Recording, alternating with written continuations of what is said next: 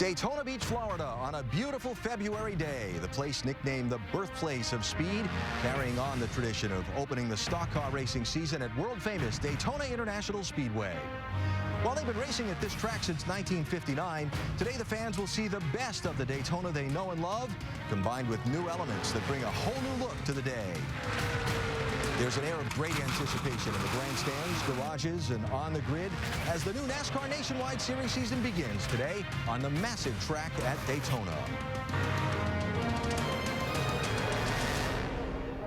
I'm Alan Bestwick. Welcome to NASCAR Countdown and the new Nationwide Series season. I'm out on the track because of all the new elements for this race, and there are many, none is more important than this. New paving at Daytona. A $20 million repaving job, the first in 30 years, has resulted in amazing grip for the race cars, super fast speeds, and some new dynamics in the draft that are going to make this race some kind of fun to watch. Speaking of fast, for a quick look at some more of the news stories on the day, here's Dave Burns.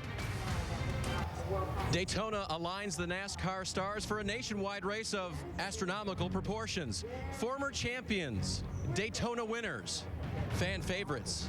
Some drivers fit all three categories, and Tony Stewart, well, he's made this space his own.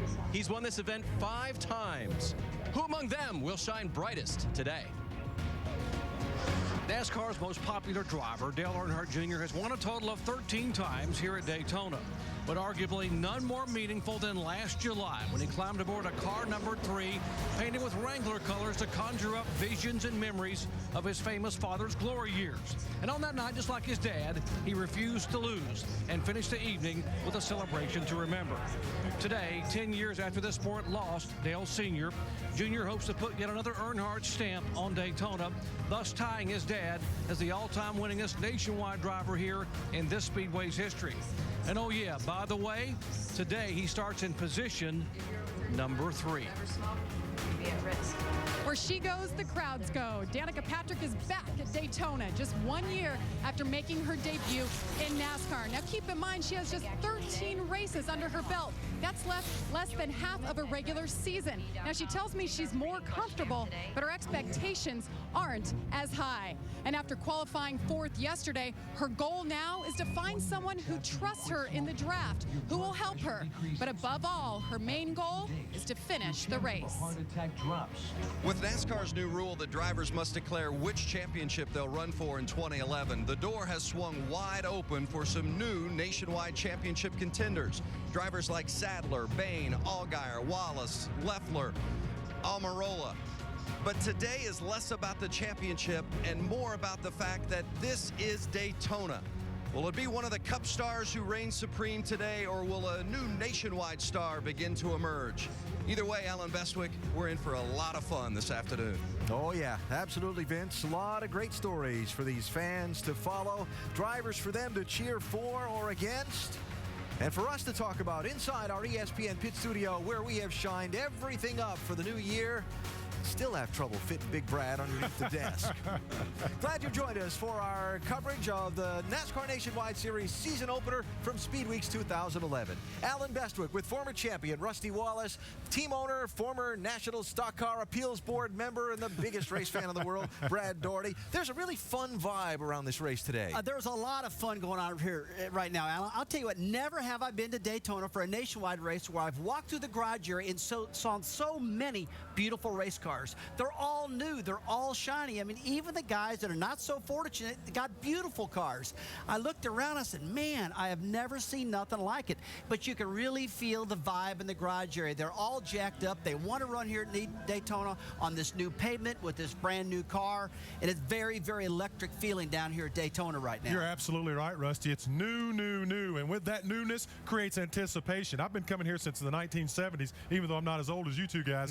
And I have never, ever felt the anticipation that I have felt this racetrack all week long, not only with the drivers, but with the fans. It absolutely just permeates this whole atmosphere. Anticipation. What will we see when they throw that green flag today for these guys and these drivers? What will this track provide? It's going to be outstanding, I do believe. A lot of the focus this Speed Weeks has been on the NASCAR Sprint Cup Series and the kind of drafting and racing that the new pavement here at Daytona has resulted in. The 2-car tag team draft, we'll call it.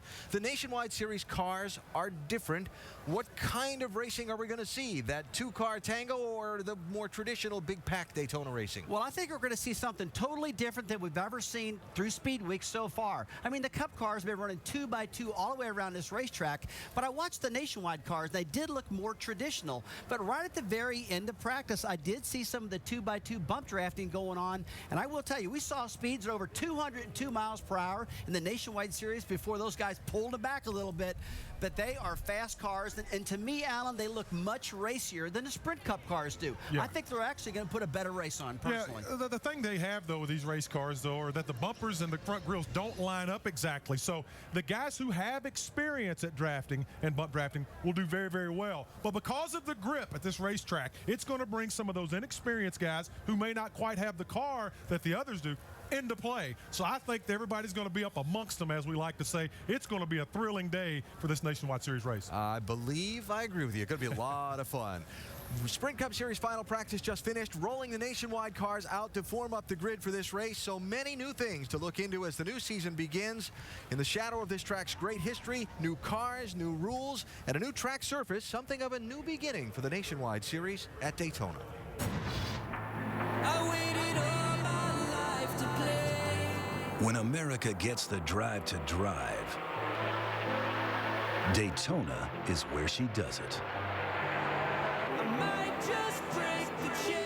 For more than 50 years, this high-speed fan favorite set the standard for stock car racing excellence and excitement. But even the best of traditions can use an upgrade. And the time to do it here is right now. We can use some of that, especially where we from. Ladies and gentlemen, this is Daytona 2.0. For the first time in over 30 years, this track has a new surface, improving the high-speed connectivity between driver and fan. Take this on, rearrange it, change it, danger, sways a loop, laser. As for the nationwide rides this year, innovation got some classic inspiration. And while the biggest names still come calling, we reset the rules, reclaiming Nationwide as the series' future stars are developed and released to the world. It's a tradition rebooted. Bigger, faster, better.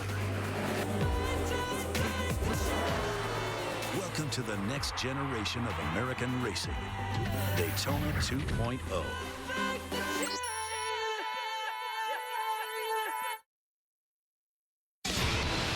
NASCAR Countdown is brought to you by Nationwide Insurance. Enter this code at CodeSpotter.com for a chance to win one-of-a-kind NASCAR VIP experiences. Simply gorgeous in Daytona Beach, Florida today, and there's where it all began. Speed trials on the sands of the beach is what started this city's love affair with racing. They ran stock car and motorcycle races over there until Big Bill France built the Daytona International Speedway just a couple of miles inland on this site in 1959. The first race on this track kind of set the tone for what Daytona racing would become. The first Daytona 500, February 1959, photo finish. Wow, that was incredible. I'll never forget hearing about that. Lee Petty, Johnny Beauchamp in a lap car. It took them about 3 days to figure out who actually won the race. The 1960 Daytona 500 saw 68 cars take the green flag, and they had a 37-car crash on lap 2. Some things change, some things stay the same. And they weren't even bump drafted. The track was repaved in late 1978. The 79 500, first on the new surface then, was the one with Donnie Allison and Cale Yarborough crashing in the fight and Richard Petty winning. And the first race for what is now the NASCAR Nationwide Series was run here February 1982. Dale Earnhardt won it. He won this race in 7 of its first 13 years. Wow. So how will this new track surface affect the kind of racing we'll see at Daytona today? To get a better feel of that for you, our two champion drivers, Rusty Wallace and Dale Jarrett, went out to get a feel for the new Daytona themselves.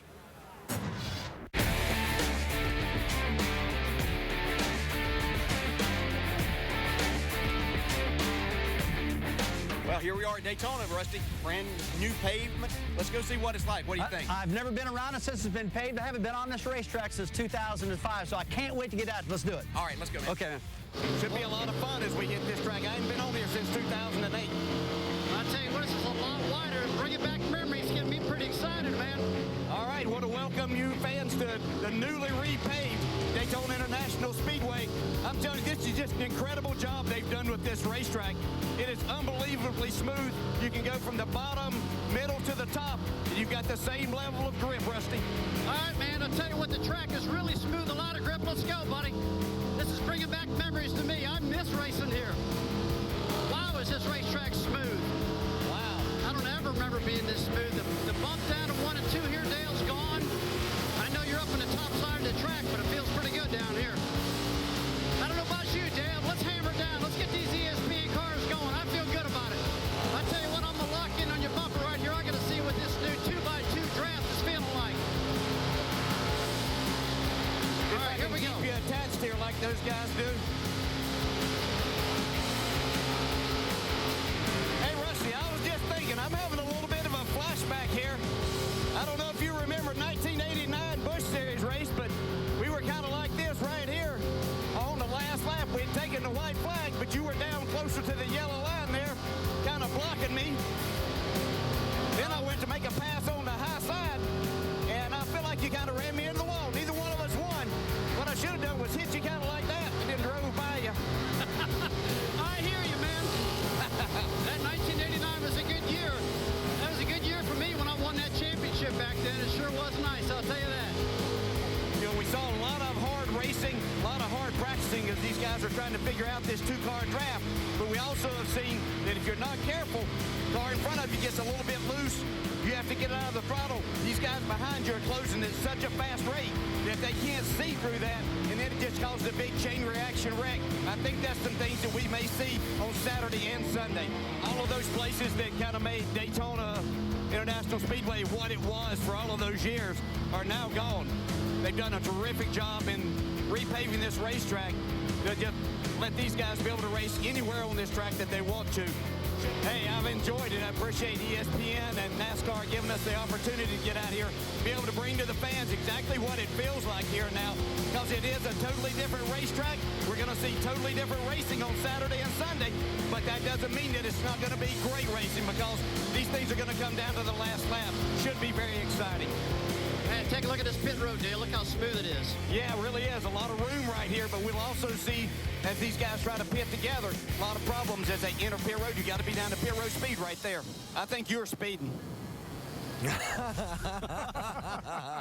Bust on me, isn't he? Speeding on pit road, a little bump going into turn 3. You know what's outstanding though? I mean, as a former basketball player, I go shoot basketball hoops every once in a while now, and I miss a lot of shots.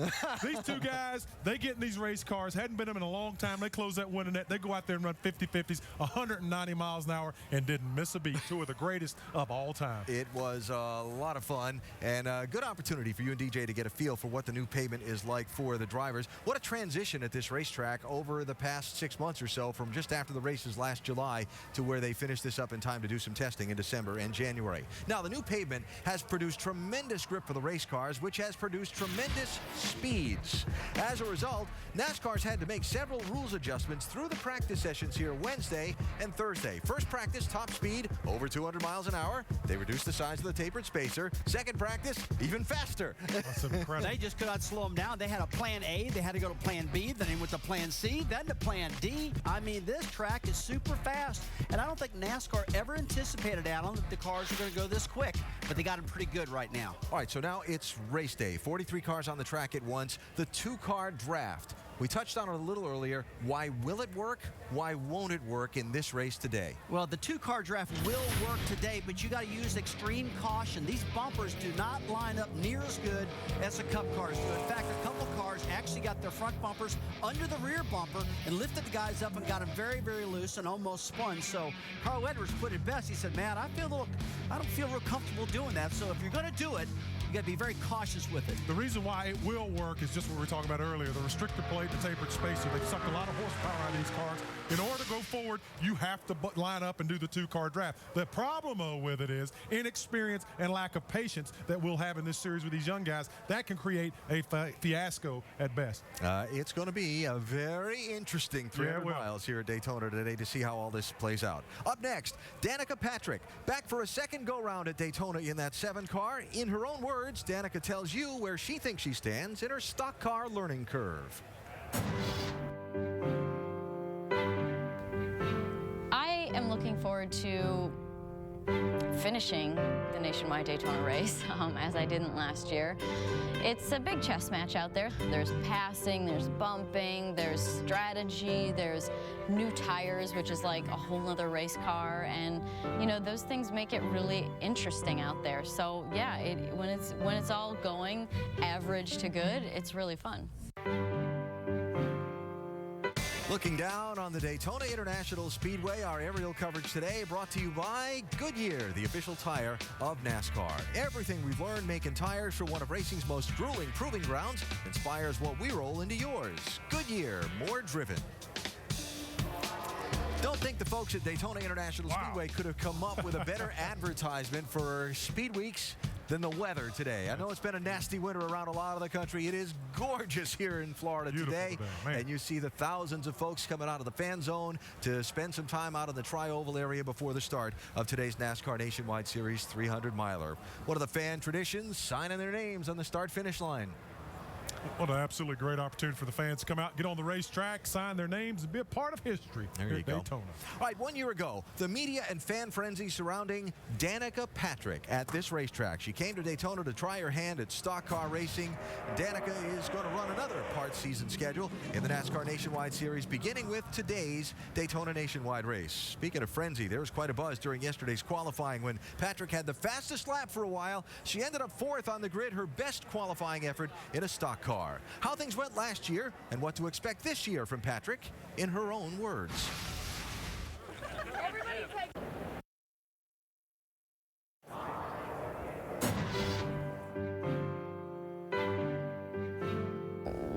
Right before the race, when you get to the car, there are just so many people there, and you're just kind of hanging out.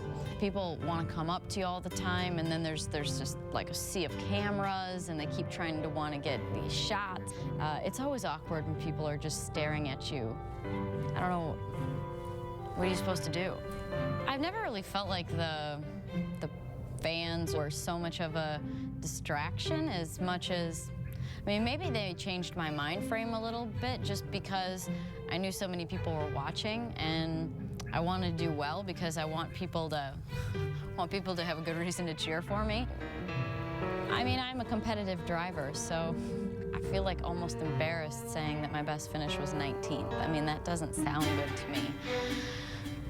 A lot of the races, the results were not representative of really what was going on that day and how much better we were and how we maybe coulda, shoulda, woulda had a few top 15s, maybe even top 10 here and there. But you gotta finish. I mean, that's half the battle in these cars, it seems like. So I think anytime as a driver you are forced to adapt to a situation, it just makes you a better driver overall. And I started getting hit a little bit more deliberately, it seemed like, or just starting to get used as like, I was like a pinball, if somebody just drifted up, they just hit me, and I can't put up with that. So then you do things that are really blatant, and I just drilled somebody in the rear end at Phoenix, and it's kind of liberating to be able to dig your heels in a little bit and say, I'm not putting up with this stuff anymore. I think that what I need to keep in mind this year is that there's going to hopefully be some good races, some better races than last year even, and with some follow through on the results to get all the way to the finish line. But to remember that it's really going to be my 13th nationwide, 14th nationwide race, and when I'm done, I will only be at 2/3 of a nationwide season, so I still haven't even done a year. I need to keep that in mind, and it's hard, especially as I'm going to be going back to these tracks again and expecting a lot out of that, and this whole second season, it's not really. I mean, I have to remember that I'm still in my first season, and I hope that it goes really great, and it looks as though I'm out there doing my second full season, but if it doesn't go well, then that's what I'm going to remember. Well, here's the plan for Danica in the NASCAR Nationwide Series this year. 12 races at 9 tracks, 4 she hasn't run a stock car at before. Notable, the Bristol Bull Ring, March 19th, the Montreal Road Course in August. Get your reaction to what you just heard, Danica's words about where she's at in her pursuit of stock car racing. What do you think? Well, I listened pretty close to that piece right there. And one thing I know about her is she's a big-time sponge. I mean, she listens to all the information everybody's telling her and really tries to process it. She really wants to win. She wants to run up front. She wants to get the respect. That's what I'm hearing out of her. And I will tell you, Alan, back in 2006, she was my teammate in the 24 Hours of Daytona. And right then, I learned she's very, very focused. She's into her car, and she wants it real, real bad. She is definitely one of the best female drivers I think I've ever seen. Now, you know what? She is the best I've ever seen. She's a good gal. What are you expecting from Danica in these races this year in the Nationwide Series? I expect her to get some top 10 finishes. I really do believe, and I said this last year, I think she is a tremendous race car driver. I would love to see her in this Nationwide Series full time because I think her progress would be unbelievable. I listened to her last year in 2010, though, and it's almost at times like she was contrite when she was talking to the media. Very, very humble. I've listened this year. I've stood in the background and tried to hide and listen in. Well, I can't hide them too good. I stood in the background and listened in on some of the conversations, just trying to listen to her. She sounds very confident, and she's only been to some of these places for the second time around. If she would run the entire series, she would be outstanding. She is a heck of a race car driver. This is a new car for Danica here at Daytona. She ran last February. That was the old-style Nationwide car. New pavement, new type of drafting, and so on. How will all of that be different for her in this race than it was a year ago? It's going to be good for her, Alan. This car's got a lot of downforce. It's going to be stuck to this new asphalt really, really good. I think she's going to be able to maneuver this car around a lot better than she's ever done. This is a good opportunity for her here at Daytona today. Yeah, absolutely. I mean, those IRL cars she drives in some of the places like Texas and Indy, I mean, they're running 240 miles an hour, and they are stuck to the racetrack. She's getting a similar feeling here today, so I think she'll have a lot of confidence. We could see a great finish for Danica Patrick today. Just thinking about you trying to hide in the background and be inconspicuous. And listen, you can hide in the 100-acre cornfield. Coming up, it's not just a new season for the NASCAR Nationwide Series. There's a whole new set of rules, cars, and circumstances for teams, drivers, and fans to figure out. The Nationwide Series New World Order when NASCAR Countdown continues from the Daytona International Speedway before this season opener.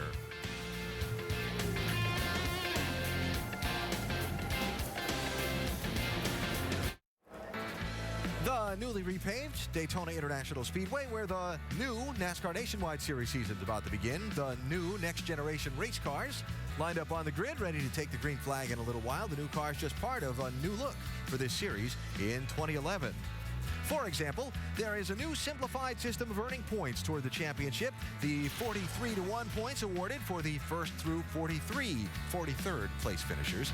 Championship eligibility. Drivers can only race for the title in one NASCAR series. So the Cup guys really no longer eligible this year. The next generation car will run in all the races this year. And the E15 ethanol blend Sunoco fuel and the closed loop fueling system that reduces by 1 the number of crew members servicing each car on pit stops. So new pit procedures as well.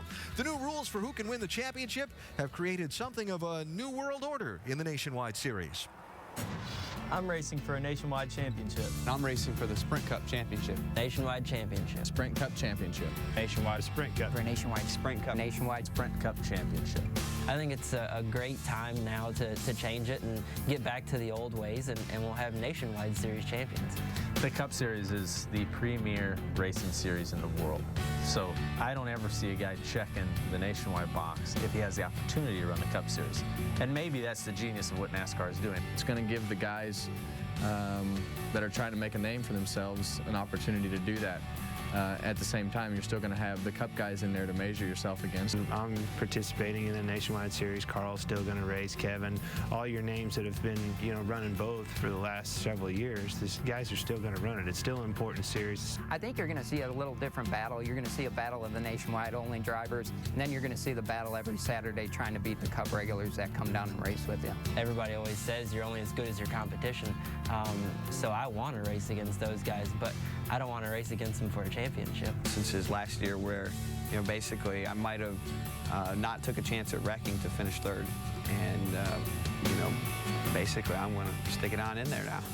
we might have to rub some fenders with them. We might have to beat some doors with them, you know, and those are going to be the guys that they don't want to be having that happening to them. It's going to build a camaraderie around these nationwide drivers. You can be like, all right, who's leading the points right now? You know, and it's going to kind of shift that focus not only on the Cup drivers who might be leading the race, but also on the points battle that's going on among the nationwide drivers. And there's going to be more coverage given to the guys that are racing on that series on a week-to-week level from a media standpoint, just because they're going to be competitive for a championship.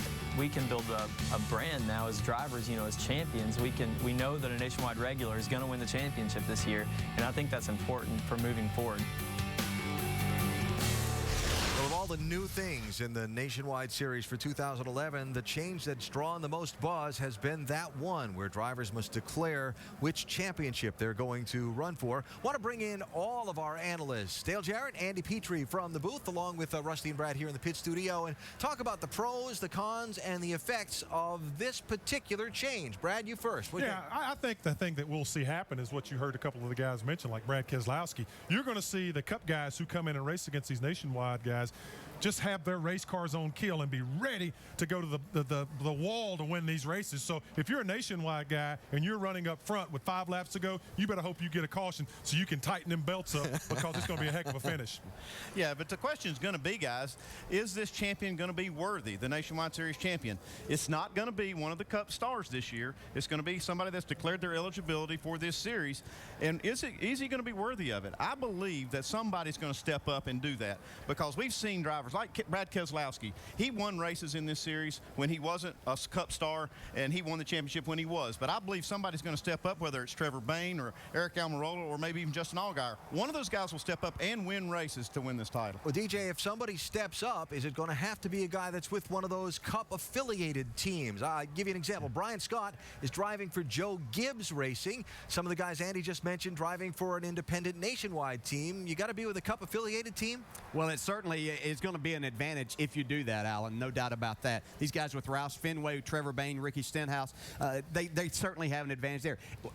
Elliott Sadler with KHI, they certainly have a lot of experience there, a lot of resources they can get to. Rusty's teams have that with Toyota. So a lot of things there, but I'm not going to say that you have to have that, because a team like Turner Motorsports that has a big group of drivers there that work together and can get some help, I think that they can certainly show that they're very capable of running up there too. Well, you know, there's a complete different thing I'm thinking about, Alan, really. I mean, I'm looking at Brad, Carl, Kyle, those guys, and I think about Jimmy Johnson when I'm thinking about this. I mean, Jimmy Johnson is a guy that's won 5 championships in a row. This guy is incredibly focused at what he's doing. And he's not running the trucks. He's not running nationwide. He's not running any of that. He's focused on that Cup car. Yet Brad and Kyle, those guys are out there winning races. They're running good. They're running up front, but they can't seem to get that championship won. I just got to believe that that's a little bit of a distraction. I mean, I would be looking and saying, what is Jimmy Johnson doing? And I'd probably be doing the same thing. You're thinking that maybe just focusing on the Cup side might be a better thing. So in a way, being forced to not run for the Nationwide Championship might help him on the Cup side. It probably will. I mean, it takes incredible focus to run in the Cup Series, and Johnson's doing it perfectly. And if I were those guys, I'd be doing what he's doing. All valid points. I give the bonus point to Petrie, because I do agree that the championship has got to be credible to the fans, and somebody's got to step up and go for it, and I agree somebody will. Nice job, Andy.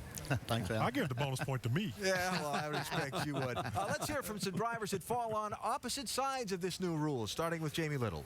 That's right, and Carl Edwards isn't eligible for the Nationwide Championship, but you are planning on running all of the races, Carl. So with that said, what are some of your goals today and the rest of the season? The goals today are simple. It's to get a Ford Mustang to victory lane. You know, I've got Ricky Stenhouse and Trevor Bayne. They're starting near me, and our Fastenal, I keep wanting to say Fastenal Fusion. It's a Ford Mustang.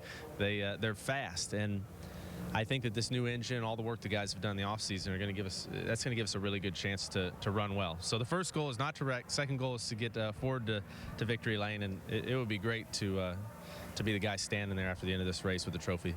Yeah, your crew chief, Mike Beam, he told me this morning he was embarrassed last year with the way you guys ran with this new car. What are your expectations now? Mike has done a great job, and there's no need for him to be embarrassed about anything. We tried our very hardest. We just didn't have the same, I don't want to say quality of equipment. We just didn't have the same package that some of those other guys had. I feel that now we've got something we can race with. So everybody's really excited on the team. The guys, after that qualifying lap, they got smiles on their faces. They know that we've got something we can race with. All right, Daytona is one of 4 active tracks Roush Fenway has never won at. Carl Edwards hopes to change that. Vince? Well, from row 5 with Carl Edwards to row 3 with Justin Allgaier, Rookie of the Year in the Nationwide Series 2 seasons ago, 4th in points last year. So what's 2011 going to be for Justin Allgaier? I don't know. You know, obviously with the new rule change, we're going to obviously go for the championship. And being a new team, new car, new sponsor and brand, and having that Chevy power, the Hendrick horsepower that we've got this weekend, I think we've got a great shot, not only today, but throughout the rest of the year. It's been a lot of fun so far here at Speed Weeks. All up and down the garage, everybody's talking about the importance of your partner today. Who are you going to be looking for? Well, unfortunately, Jason Leffler in the AccuDoc car, we drafted really well in practice. And being a teammate, it makes it really nice to be able to have that teammate pushing you. Unfortunately, we out-qualified all of them by a little bit, so, you know, hopefully he can get through the field pretty quickly and get up there towards the front. If not, you know, there's a couple of guys up front that don't necessarily have any teammates, so, you know, hopefully we can work well with somebody. And, you know, as we've seen in all the races and the duels and everything like that, and in practice, it's just going to be about getting that one partner that you work really well with and shoving them to the front. And I think the Chevys work really, really well together, and the noses seem to line up to the rear bumper pretty well. So hopefully we can find another Chevrolet out there to work with and you know, put one of us in victory lane. Looking for somebody to dance with, Alan. Just on a roll-off 5th today. Vince, thanks. And another driver we expect to contend for the win today, also driving a Chevy. We expect to contend for the championship this year as well, is Elliott Sadler, driver of that number 2 machine. The Virginia native taking a road less traveled as the path back to racing happiness. I'll be honest with you, my goal is to win this championship. My expectations, honestly, is a great season if we win the championship. If we finish second in the championship, will be a huge disaster. The live scene at Daytona International Speedway as ESPN's NASCAR Countdown gets you set for today's NASCAR Nationwide Series 300-miler. The 43 drivers in today's race about to be introduced before they'll buckle in and get after it. The driver-to-driver conversations behind the introduction stage, always a good one. There's Dale Earnhardt Jr. left, talking to Bobby Santos III on the right, the NASCAR Whelen Modified Series champion, offering a little advice. Earnhardt Jr. offering a car to Santos after a practice crash the other day for the Massachusetts native. Now, among the drivers getting ready to go, Elliott Sadler, the Sprint Cup Series veteran, who is no stranger to this series. A native and still resident of Emporia, Virginia, Sadler took a familiar path to racing's big time, from karts as a kid to the local short track. He raced full-time in the Nationwide Series in 1997 and 98, winning 5 times, before moving to the Sprint Cup Series, where he's competed for the last 12 seasons, winning 3 times. He has got a couple of Gatorade dual wins here at Daytona in 04 and 06. This year, Sadler's going to run the Nationwide Series full-time for Kevin Harvick Incorporated, looking to show others he's still a big-time race driver, and to show himself racing can still be fun. I feel very stable and very confident in my career right now. I hadn't had this in a long time. I feel like I'm a great race car driver. I feel like I've proven myself in the past. Here they come to the flag. Sadler wins it. Sadler by half a car length. I have to prove myself again. The last few years, and my wife said it best, we have felt like we've been standing on the side of a mountain, on a cliff, just waiting for somebody to run up behind us and push us off. Can you imagine living your life like that each and every day? It's tough. The speculation surrounding Richard Petty Motorsports and the team's future continues to swirl. The future of Richard Petty Motorsports remains an hour-by-hour proposition. If he's successful, they'll make it to season's end, but that's a big if. The lowest point, I think, is as a driver when you don't feel like you have a gun in a gunfight. And you feel like that you're just kind of a step kid. Financial instability continues to haunt the organization as each of the team's haulers were delayed at the Texas Motor Speedway. When you feel like you've got stuff that other people don't want, used and old equipment, and you're driving that because nobody else wants to, that's hard. Oh, whoa, troubles. Sadler took a hard lick right there. And we're done. We're done. It's only going to get worse this run. Only going to get worse. That's really hard to show up and just put your heart and soul into it when you feel like nobody else is on the same page. You know, we didn't know if I'd be a race car driver anymore. But I want to race. okay, I've done all this other stuff. It's not fun. It's not fun playing chess every day of your life. It's more fun racing. Set to take Kevin Harvick Incorporated to victory lane. Elliott Sadler is going to win the first race at Pocono for the trucks. Getting an opportunity to drive Kevin Harvick's truck last year saved my career. It saved the way I looked at racing. It saved my mentality on getting in the race car. It saved my love for racing because I got in some equipment and racing around people that wanted to race. That was the #1 objective, and it changed. It helped me get through a tough 2010. Because like Kevin always says, you just don't forget how to drive. Congrats! This is the right decision to go back to Nationwide, to get my confidence back up, to go contend. Is it taking a step back? Well, it's not racing on Sunday, but if I can come back to this series and be competitive and outrun everybody that's going to be racing on Saturday, I feel like people will know who Elliott Sadler is again. Elliott Sadler getting set to go in that #2 car today at Daytona, hoping to end the day holding a trophy. He is lined up 19th on the grid. Dale Jarrett is a close friend of Sadler's. DJ, some people might look a little sideways at Sadler coming back to the Nationwide Series, but through personal experience, you know this can be a good thing. Yeah, Alan, you're exactly right. And Elliott and I have had this discussion. In 1989, towards the end of the year, I was driving for Cale Yarborough. We lost our sponsor. I was back in the Busch Series with my own stuff here in Daytona. Didn't run the Daytona 500 in 1990, but through other things, I eventually got a ride with the Wood Brothers, which resurrected my career. Elliott and I talked about this thing. I could tell at Pocono last year when he won that race, that truck race, this was a different person. I knew exactly what he wanted, what made him happy, as it does all competitors. You just want to run well. This was the best scenario for him, as people were starting to question because he was in such a bad situation. Now he has that opportunity to show him once again, and he will, that he is a very competitive race driver and can get the job done. He'll be back in the Cup Series very shortly. I think the thing that resonated most with me listening to Elliott there was for racing to be fun again. Got to be fun if you're going to win. Yeah, you got to have a good time. It can be a whole lot like work, and you don't want that as a race driver. You don't want that in TV either. DJ, thanks. We appreciate it very much. We'll talk to you for the call of the race shortly. Elliott Sadler getting ready to go today here at Daytona. Now, no one has had more success in this Daytona Nationwide Series race than the late Dale Earnhardt. Of course, this weekend, the 10th anniversary of Earnhardt's passing has prompted the telling of many stories, bringing back many great memories.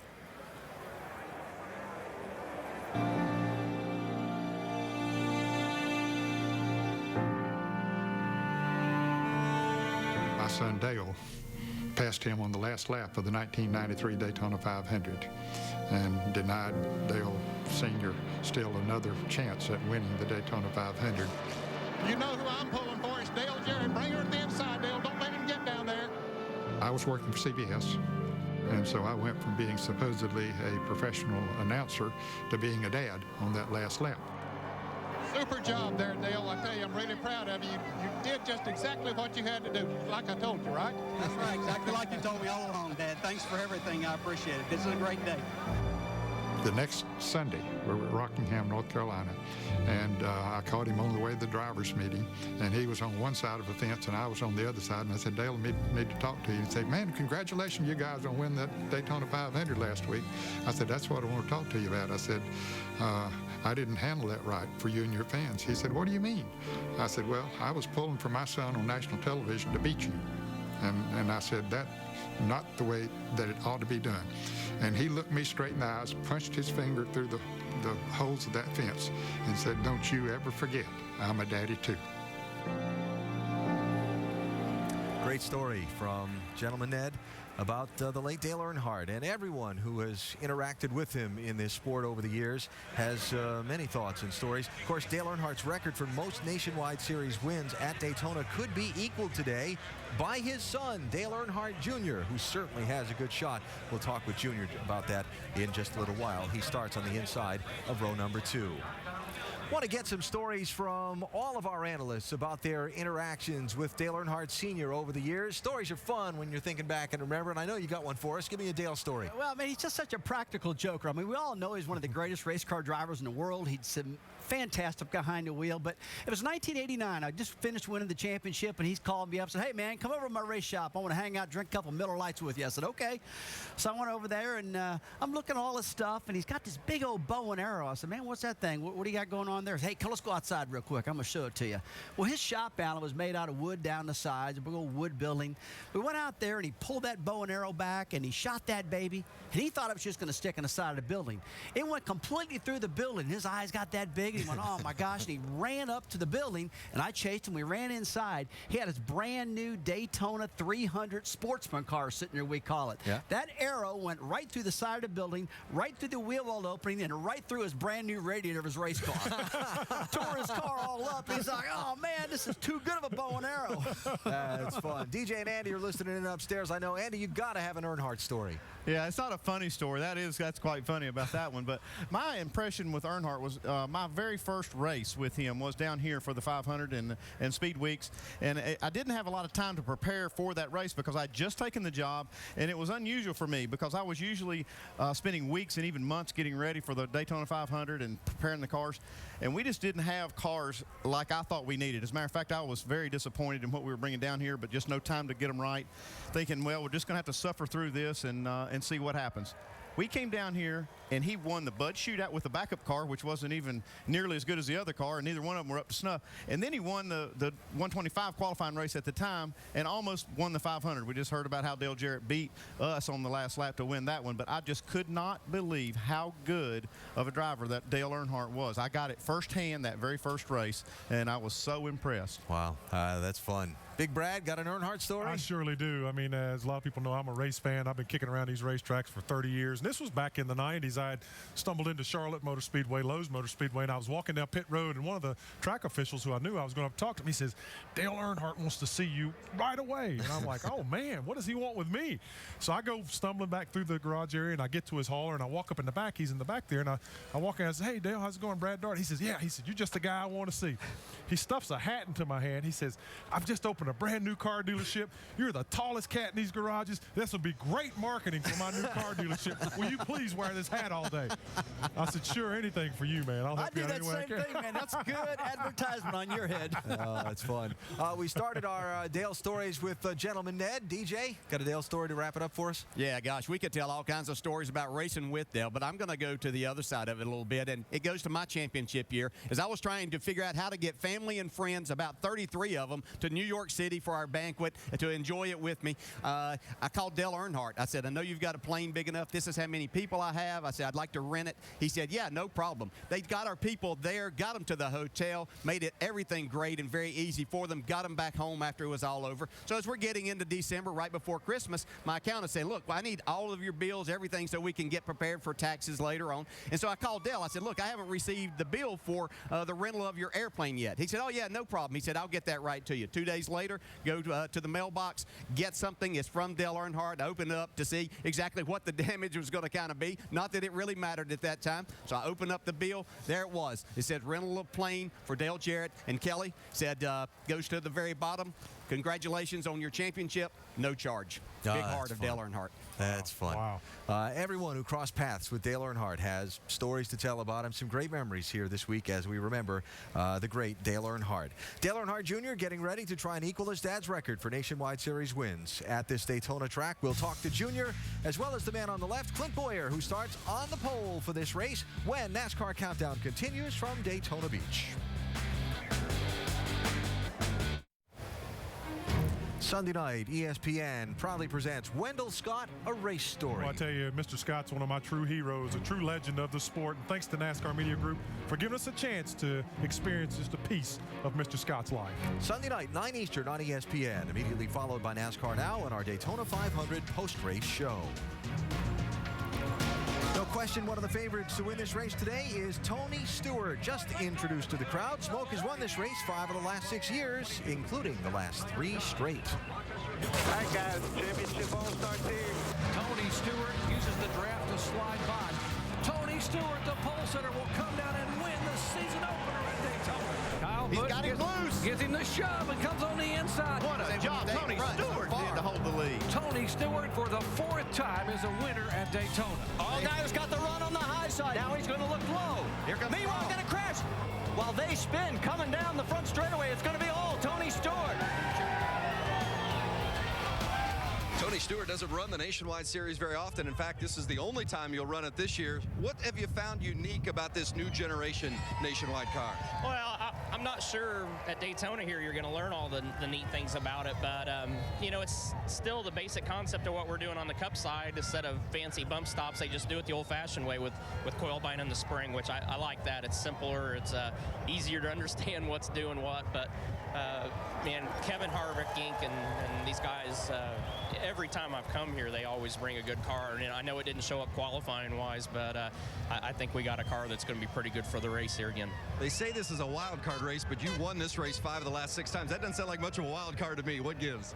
I mean, we've been lucky to have really good race cars here. And you know, I got my first one here with Kevin and Daytona and got one last year with them, too. So just really proud to be driving for Kevin and Daytona and having Oreos and Ritz on the car again this year is it's cool.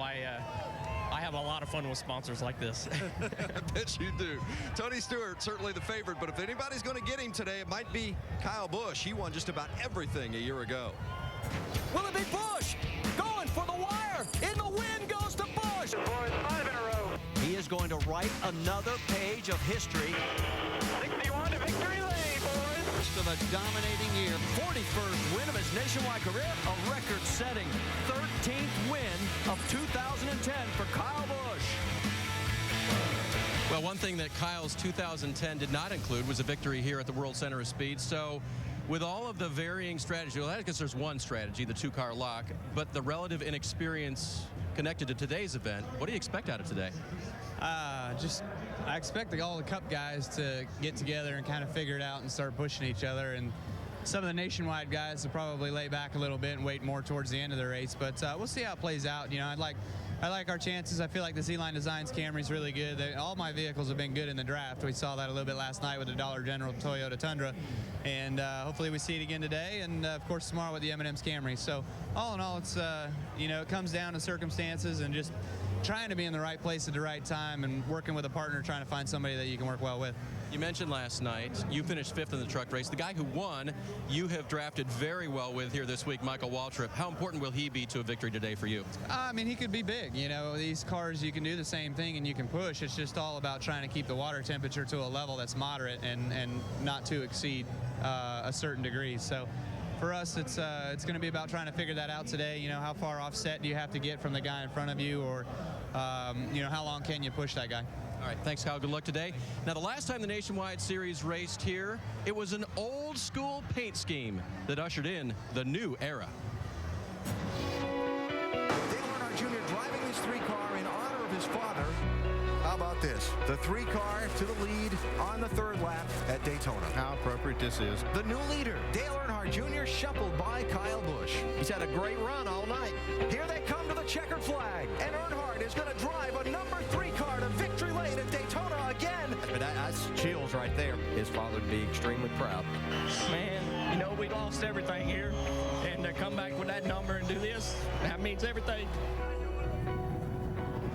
Dale, we just showed folks last July, you had thousands here and millions at home jumping up and down as you drove that Wrangler 3-car to victory lane here. When you reflect back on that night, what do you cherish most about that win? Just winning races, getting trophies, and doing it with Tony Jr., that whole team, my team.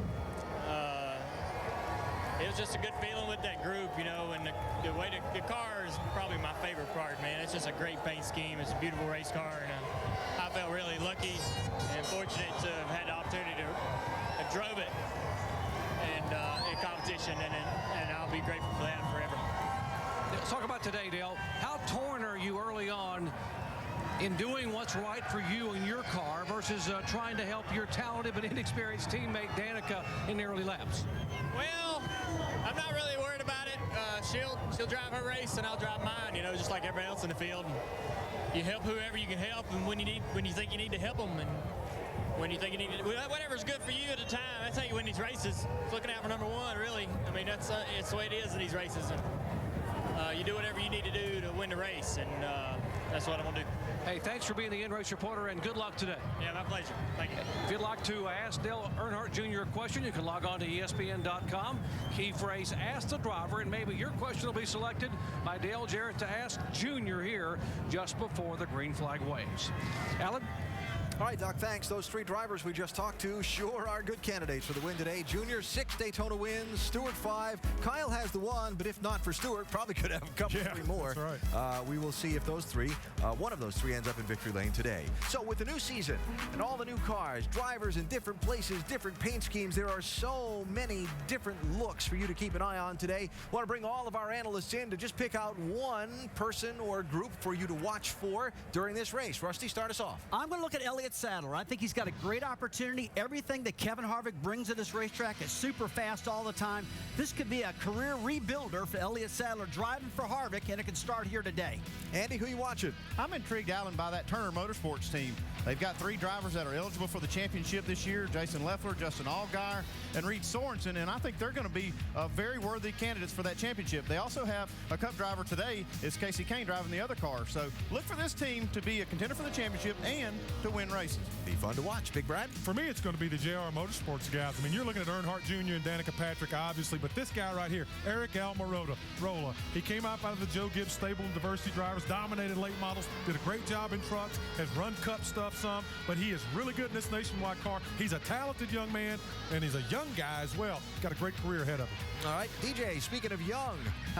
Yeah, Trevor Bayne turns 20 today. I didn't drive a race car till I was 20 years old for the first time. He has a great opportunity at Rouse Speedway. He got some great experience on Thursday drafting with Jeff Gordon all day long. And not only could he win here today, he could win this championship this year. All right, we'll keep an eye on all of those, and we'll help you out with who's in what car today as the new season begins for the NASCAR Nationwide Series. Clint Boyer, the former series champ, on the pole for this race. We'll talk to Kansas Clint as we get ready for the new season to begin for the NASCAR Nationwide Series at Daytona.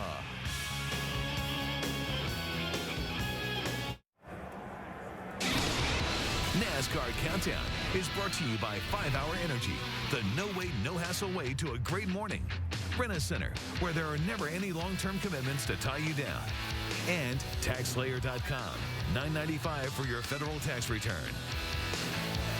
The big, beautiful, and fast Daytona International Speedway getting set to host the season opener for the NASCAR Nationwide Series, a 300-miler that begins shortly. Let's hear from the drivers that start on the front row, starting with Jamie. Well, for Clint Boyer, it's been 8 years since he's raced a KHI Nationwide Series car. But Clint, you're one of a handful of drivers who's actually pitted with this new fueling system. What kind of curveballs do you think that's going to throw into today's race? Well, you know, today I don't think it'll be a big deal, but you know, that carrier, the rear carrier, has got a lot new role, a big role. You know, he does all the adjustments now, adjustments that the catch can man that's not there anymore used to do. So when we go on into these short tracks, the intermediate tracks, and we're making adjustments, I think, you know, there's going to be a little bit of chaos till they get it all down pat and smoothened out. But I think it's going to be full speed ahead. I'm looking forward to today's race. It's so fun to be able to race at Daytona, compete in this Nationwide Series. Ream's on board. The car looks great. The guys worked their tails off, and it showed. I was really proud of their efforts yesterday and qualifying day. That's all about them, and hopefully today we can put them in victory lane. All right, Clint Boyer won here from the pole in 2009. He once again is your pole sitter. Dave Burns? And Jamie, one of qualifying's fun surprises, Landon Castle on the outside of row number 1, 21 years old. This is your 33rd start, I do believe, in the Nationwide Series. So what do you think lap 1 is going to be like going down into turn 1?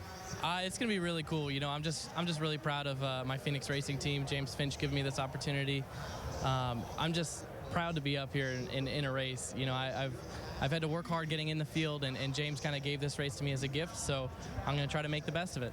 Doing what he can for the one team, part-time this year, and a great start to the season, guys. All right, Dave, thanks. Jamie mentioned when talking to Clint Boyer, the new system now being used to refuel the cars on pit stops, the closed fueling system that eliminates the catch can man on pit road. Let's take a look at it. In our Craftsman Tech Garage is, as always, champion crew chief Tim Brewer. Tim? Thanks, Alan. You're right. The new refueling system takes away from the efforts of the catch can man.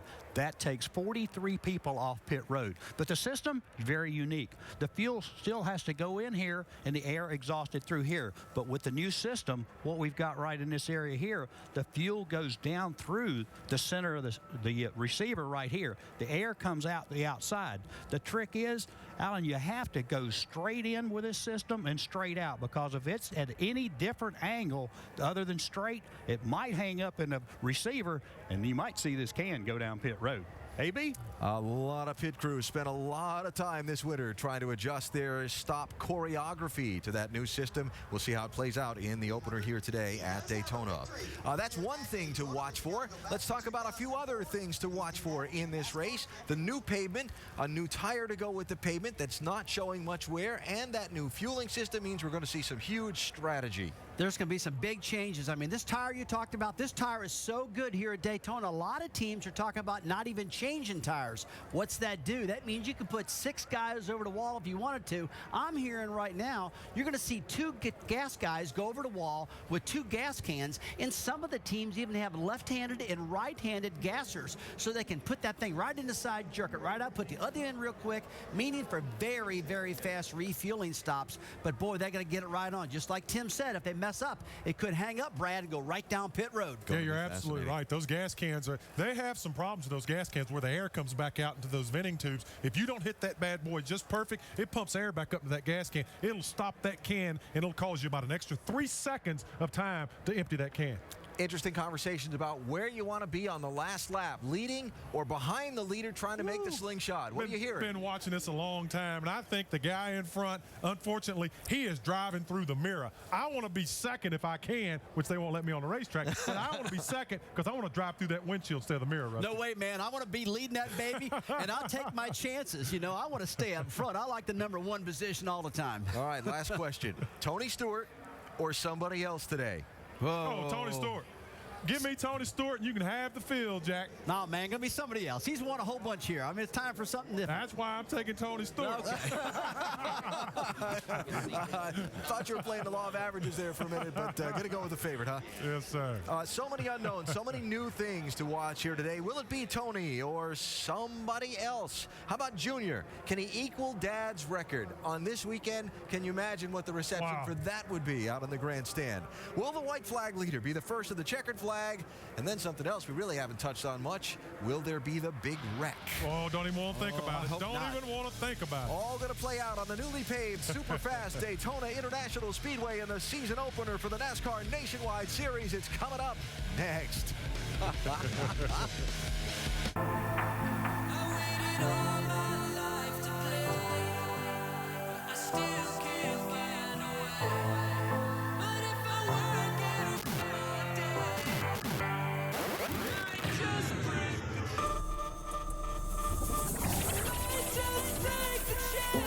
In 2011, the Nationwide Series got an upgrade, released to the world on racing's biggest platform, Daytona 2.0. New track, new cars, new rules. And as the drivers prepare to go green, the last step on this long-awaited day stands, who you gonna run with?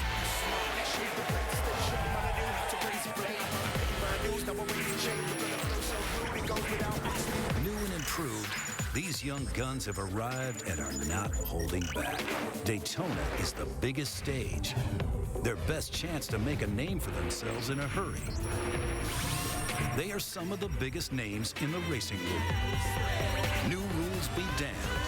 To give him a push here, it's going to be all Tony Stewart. These heavy hitters are in it Kyle Busch will do it to win it. A mix of grit and glamour. Danica attracts a lot of attention even before she gets behind the wheel. With 1 season under her belt, it's time to start turning heads on the track. Whoa, Danica Patrick. He has the second most wins here, trailing only his legendary father. For racing's biggest star, this day will see emotions riding as high as the speeds on the fresh asphalt. The reboot is complete. The tools and talent set. The final choice in hand. Who you gonna run with? A new season with many new and different circumstances, creating a heightened sense of anticipation and excitement as we get ready for the start of the 300-mile NASCAR Nationwide Series race at Daytona International Speedway. Beautiful new race cars, the Mustangs and Impalas, the Challengers and Camrys, ready to be driven at nearly 200 miles an hour by drivers both familiar to the sport's biggest stage and some new to the Daytona draft. Should be a thrill-filled afternoon, capped by another frantic finish this track has been known for throughout the years. Time for us to go trackside now for today's opening ceremony. Ladies and gentlemen, please rise and remove your hats as the Embry-Riddle Aeronautical Air Force ROTC Honor Guard present our nation's colors.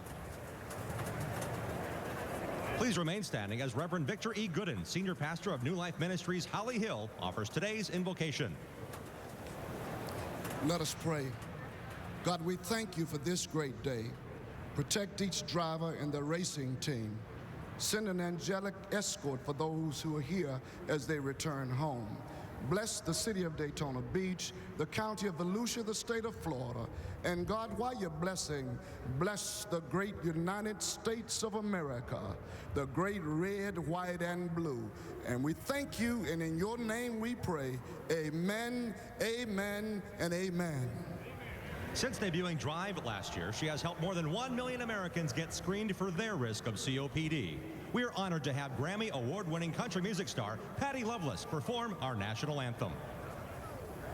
No, say, can you see by the dawn's early light what so proudly we hailed at the twilight's last gleaming, whose broad stripes and bright stars through the perilous fight over the ramparts they watched were so gallantly streaming, and the rocket's red glare, the bombs bursting in air, gave proof to the night that our flag was still there.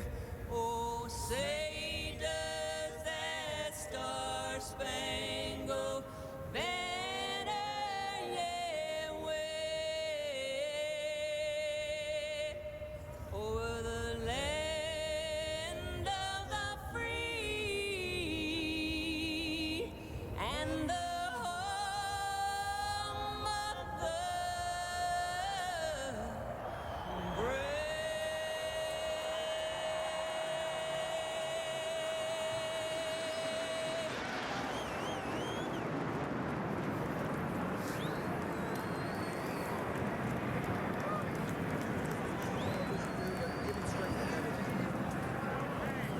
It's been 91 days since the last race for the NASCAR Nationwide Series. For these drivers and a lot of fans, it seems like an eternity ago. The wait is over. We race at Daytona next. NASCAR Nationwide Series at Daytona is presented by GoDaddy.com, domains, websites, and everything in between. And in part by Nationwide Insurance. Enter this code at CodeSpotter.com for a chance to win one-of-a-kind NASCAR VIP experiences.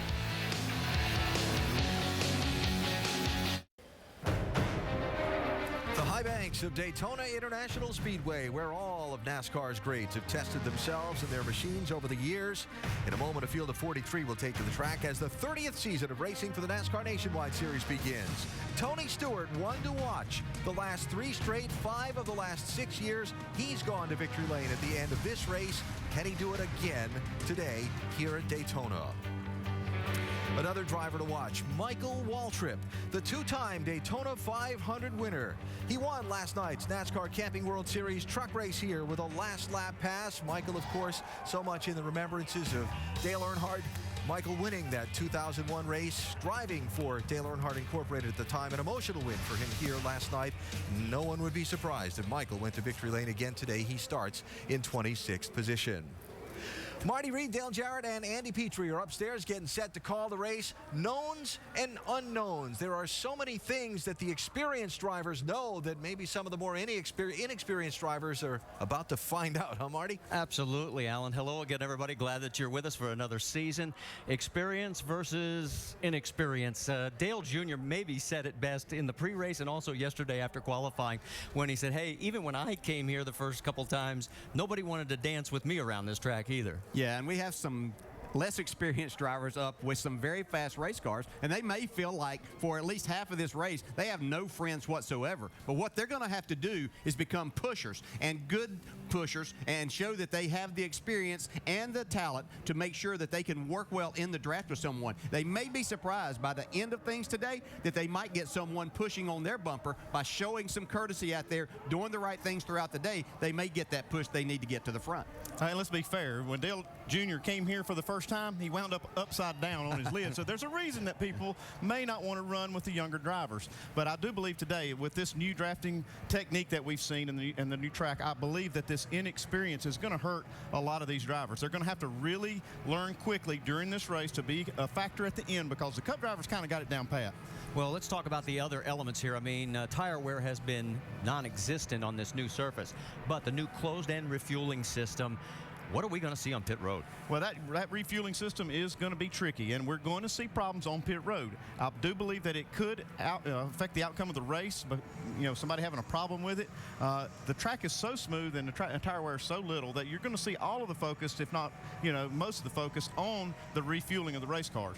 Got just a few seconds. What about the temperature? It's going to be the hottest. Is it going to affect these radiators? Well, it could affect the cooling systems for sure. All right, well, let's go trackside, because it's time to fire the engines for the first time in 2011.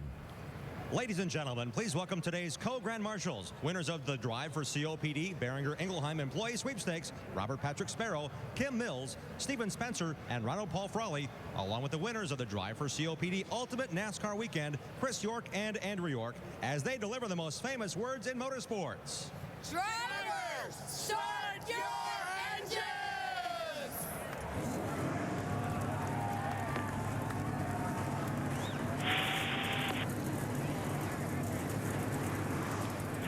That'll be best, because me and Trevor plan on that for a little while. The commitment line, and I'll hand him off to you, and you talk him into the box and back out. So, and then I will pick him up from there so I don't talk over you in pits. 43 cars, beautiful paint schemes, all of them new and all of them ready to race. And of course, our in-race reporter is going to be Dale Earnhardt Jr., driver of the number 5 Hellman Chevrolet. He's going to be starting in that 3rd position. And just flashing back to last July, that's right, in the Wrangler colors, sporting the number 3, it was Dale Earnhardt Jr. winning his 6th time in the Nationwide Series as the fans paid tribute to his late father. Can he make it number 7 today? We'll talk to him when we come back. See if there's another emotional day for the Earnhardt family here at Daytona.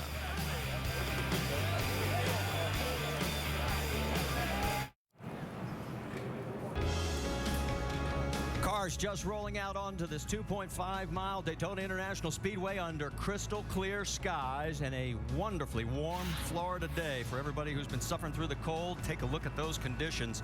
It's going to be the warmest by the time we get deep into this race that it's been through the entire speed weeks.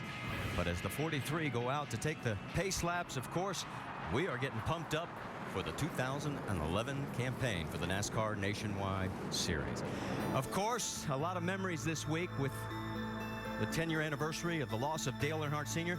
Do you realize that it was exactly 17 years ago today at this very track that Dale won his 7th and final nationwide race at Daytona International Speedway, the last one of his 21 starts. And of course, we talked about how Junior won back in July. If he does it again today, he could tie his father on the 17th anniversary of his last Daytona win. There's their starts, there's their totals, and of course, Dale Sr. leads all drivers. Let's talk to our in-race reporter. How about it, DJ? Hey, Dale Jr., Dale Jarrett, the ESPN. Do you have a copy? Simple. Hey, man, our first question is from our mailbag, and Dustin in Harrisburg, Virginia asked, with the new Nationwide and Cup cars being so similar, what can you take from the race today that will help you in the Daytona 500?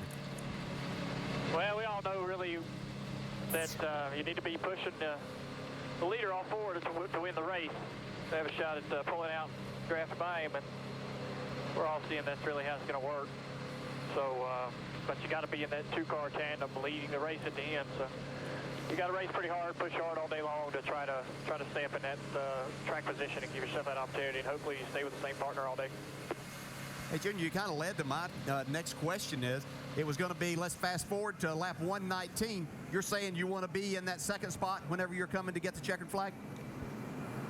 Yeah, I mean, it's what we've been seeing mostly in the races here lately. It's easy, you know, you just pull out. The leaders are sitting duck at that point. So that's probably a good position. All right, Junior, you have a great day today. Thanks for talking with us. And now Andy's going to talk to your crew chief, Chris Heroy. Hey, Chris, Andy Petrie in the booth. You have us? Hey, Andy, how you doing, man? Hey, pretty good, man. We're talking about some of the strategy that we might see with this new refueling system and all the grip in the track. Try to give us some insight what we are going to see when the cars hit pit road. You're going to see a premium of getting the car full and just maintaining drafting partners under green and quick stops under yellow. So something along those lines. Will we see a lot of tire changes, or will you kind of bypass some of those today? I don't know. We'll just have to see how they look. Okay, Chris. Thanks a lot for talking to us, and good luck today. Chris just is not going to share those company secrets with us. All right. Well, good luck to everybody out there. Our onboard cameras today. You already know we've got one with Dale Jr. as our in-race reporter. How about Tony Stewart going for 4 in a row? Danica Patrick, Kyle Busch, Justin Allgaier, Clint Boyer is going to start from the pole. Carl Edwards and Stephen Wallace all have onboard cameras here in the opening race of 2011. Now, the 22 of Brad Keselowski had to change helmets. He was back on pit road, and you could see the helmet exchange, and this is the preparation that Penske has. I mean, they didn't bring one helmet, they had 2. So they are going to be able to get that fixed and get him back out onto the track, but he is still sitting on pit road as of right now. Let's talk about the calendar for the rest of the weekend. Sports Center following the race, 4 Eastern on ESPN2, and our NASCAR Now tomorrow at 9 a.m. on ESPN2 and 10 Eastern over on ESPN. Then next Saturday, 5 Eastern on ESPN2, will be coming to you from Phoenix, and the quarter milers get going at the NHRA Winter Nationals, qualifying 11 Eastern on ESPN2 Saturday, the final Sunday at 7 Eastern, also on ESPN2. Back here at Daytona, on the final pace lap, across the top of the screen is the starting field. Brett Rowe, Jennifer Jo Cobb did not qualify for the race. Let's get the latest on that 22 situation. Vince, what's going on? Got to have communication here at Daytona. Spotters team driver. That was the issue with Brad Keselowski's helmet. It was a wiring problem. They weren't able to communicate with him. He just mentioned a moment ago that the sound was way too loud in his headset. He was concerned about that, and they're also concerned whether or not they got the window net locked appropriately. So keep an eye on the 22 here in the early stages. Dave Burns? Vince, if youth is served here today, it could be by the red number 1 of Landon Castle, whom we spoke to earlier. Only one start here in a truck race, only made 1 lap. But the 31 car of Justin Allgaier, also very quick, and some off-season testing taught him how to do this drafting thing. Jamie Little. And because Danica Patrick has just 13 races under her belt, she's relying heavily on her team. This was her on the radio just moments ago. All right, good luck everybody today, and I'll do everything I can to get all I can get out there. And Chip, Tony Jr., you guys just tell me what to do. You know, you're the ones with the experience, so just tell me what to do out there, and I'll do it. You know, just help keep me aware of what's going on, and we'll be good. So the comments of Danica Patrick as the pace car comes down out of turn number 4, and it looks like we are getting ready to start the 2011 season. I hope you're ready, because I know we are. The pace car pulls down below the line. Coming to the start, it's led by Clint Boyer, Landon Castle, Dale Earnhardt Jr., and Danica Patrick. And the green flag flies, and the 2011 NASCAR Nationwide Series season is green.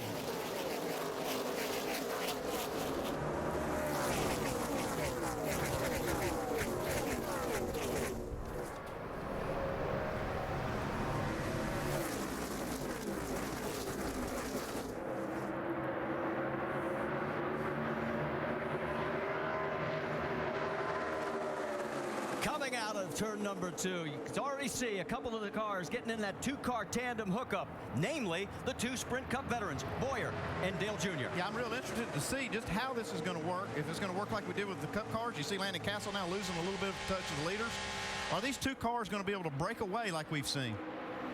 And automatically, you see Landon jump in front of Danica. Yeah, she's going to have to get up on that rear bumper and really give him a push. The draft is affected differently now with these new cars and this new pavement. Clint Boyer's going to lead lap number 1 officially with Earnhardt, Allgaier, Logano, Kyle Busch. That is your top 5. You see Justin Allgaier kind of stuck there by himself. He tucks it in line. 3 wide back in the middle of this field. We saw it last night in the Truck Series. Coming down the back straightaway again, and now we have 2 of those 2-car hookups. Joey Logano, Kyle Busch, the teammates, pushing on the high side. He got 4 veterans up front that have done this for a week now, so they've learned how to do it pretty well. See Ricky Stenhouse there in the 6 car, stuck in the middle with no drafting partner right now, is getting help. Change for the lead. Here we go as Joey Logano gets the push from Kyle. They'll take the lead on lap number 2. When this 2-car drafting is done right now, as you see, they're going to switch as they got to the lead because that second car's running a little bit on the warm side. But when it's done right, it looks like they're 5, almost 10 miles an hour faster. Yeah, look at this. Like this right here. You see Clint Boyer getting a big push from Junior. Junior's got to get a little air on his radiator. We talked about the temperatures being warmer. Look at Stewart. Tony Stewart shoots up through the middle. He is getting the push now.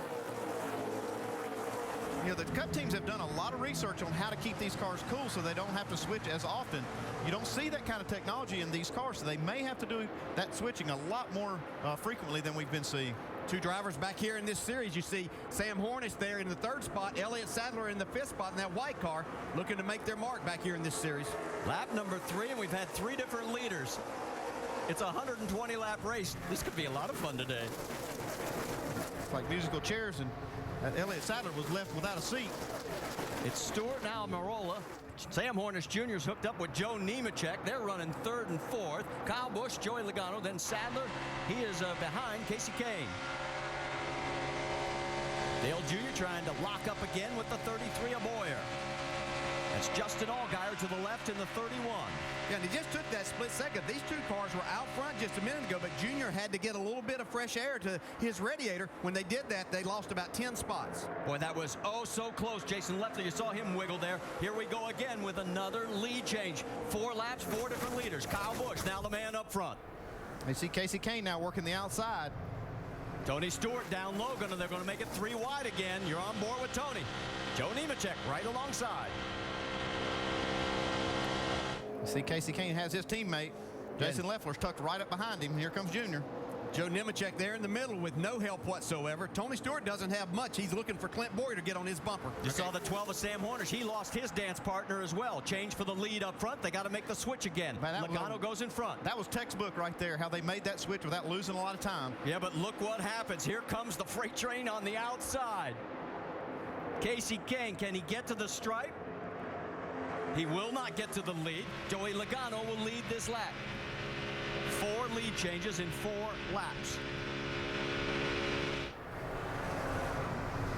You see Dale Jr. now. He has worked his way back up into that 3rd position. Well, you see coming up the middle. Here we go. Against the wall. Tony Stewart. He and Clint Boyer have hooked up, and look out. The 51 forces Stewart to check up. That was Jeremy Clements that was right in front of him there, and here we are again, 3 and 4 wide. Danica doing a great job staying up in this lead group. See her right behind Jeremy Clements. On the high side, you see the 3 cars there. That's Casey Kane right in that mix, along with Landon Castle, and then the 22 of Brad Keselowski. Still up front, it's Joey Logano, Kyle Busch, Stewart, and Boyer. That's your top 4, and that's the first lap where we haven't had a lead change. Yeah, I was going to say, first time somebody's led 2 laps in a row. Sorry to disappoint you. Well, we were wondering how long they could do these 2-car tandems, and we're finding out they're starting early. Now you can see the 6 car. That is Ricky Stenhouse. He's trying to get help from Trevor Bayne. Yeah, and Reed Sorensen back in that back. He had to start at the back of the pack and is already working his way up towards the front. Yeah, they had unapproved adjustments, something to do with the radiator hose connection that they needed to change. And so he started at the back of the pack and is working his way back.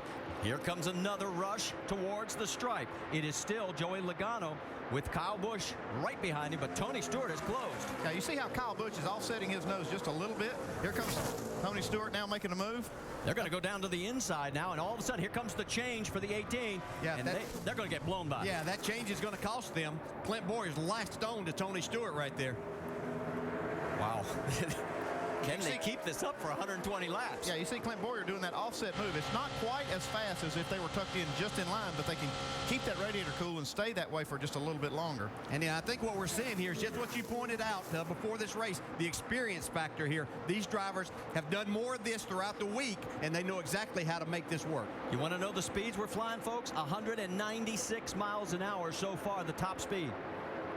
That's after they've reduced the restrictor plates, tapered spacers 3 or 4 times this week, trying to control these high speeds. Look at this now, a 4-car hookup. Be careful. The guys in the middle have got to be wondering, what do I do now? Yeah, this really hasn't worked that well, and the drivers tell me they can't see very well, and the cars get extremely loose in that situation in the middle. Let me update 2 cars already off. Kelly Byers, Kevin LePage have taken it behind the wall. Our first 2 starting parks. That 4-car has now gone back to 2. Yeah, and you can see what happened there as Kyle Busch got up there. He lost his partner, Joey Logano, for just a split second, and then Kyle wasn't able to hang on either. Now they're hooked back together. They'll run these 2 back down. Now they have got about a second lead over the groups that are behind them. I think Clint Bowyer has been tucked behind Tony Stewart the whole race. I don't think he's actually had any real clean air on the nose yet. There they go again as you're on board with Clint Bowyer. Tony Stewart leading that last lap. Bowyer second, but for how long? Boy, look how tricky that is to try to stay right on the bumper, right through the corner, inches from the wall. Do not try this in rush hour traffic on the freeway. Yeah, I was talking to a number of the drivers, and I was asking, which is the harder place to be? The driver behind and trying to stay right on the bumper, or the driver in front? They said that the driver in front has a lot more to do. He has to really make sure that he keeps that car attached to his rear bumper, so he's working extremely hard. Okay, Clint Bowyer gets his turn up front. Here comes Bowyer now, our pole sitter, as they make the swap. And look at what happened with both those teams, those 2 tandems, making the switch. It allowed everybody to close up. Brad Keselowski's now into the mix. He's got his old teammate, Justin Allgaier, helping him. And look on the high side. Whoa, 27, a little bit of smoke. He's being black flagged by NASCAR officials, we're being told. So, unfortunately for J.R. Fitzpatrick, looks like he may have some engine problems. Yeah, not sure if it's an oil leak or oil line loose or the engine actually blowing up, but he's going to have to bring her to pit road. You see those guys that were a second behind just a couple of laps ago now are starting to catch back up.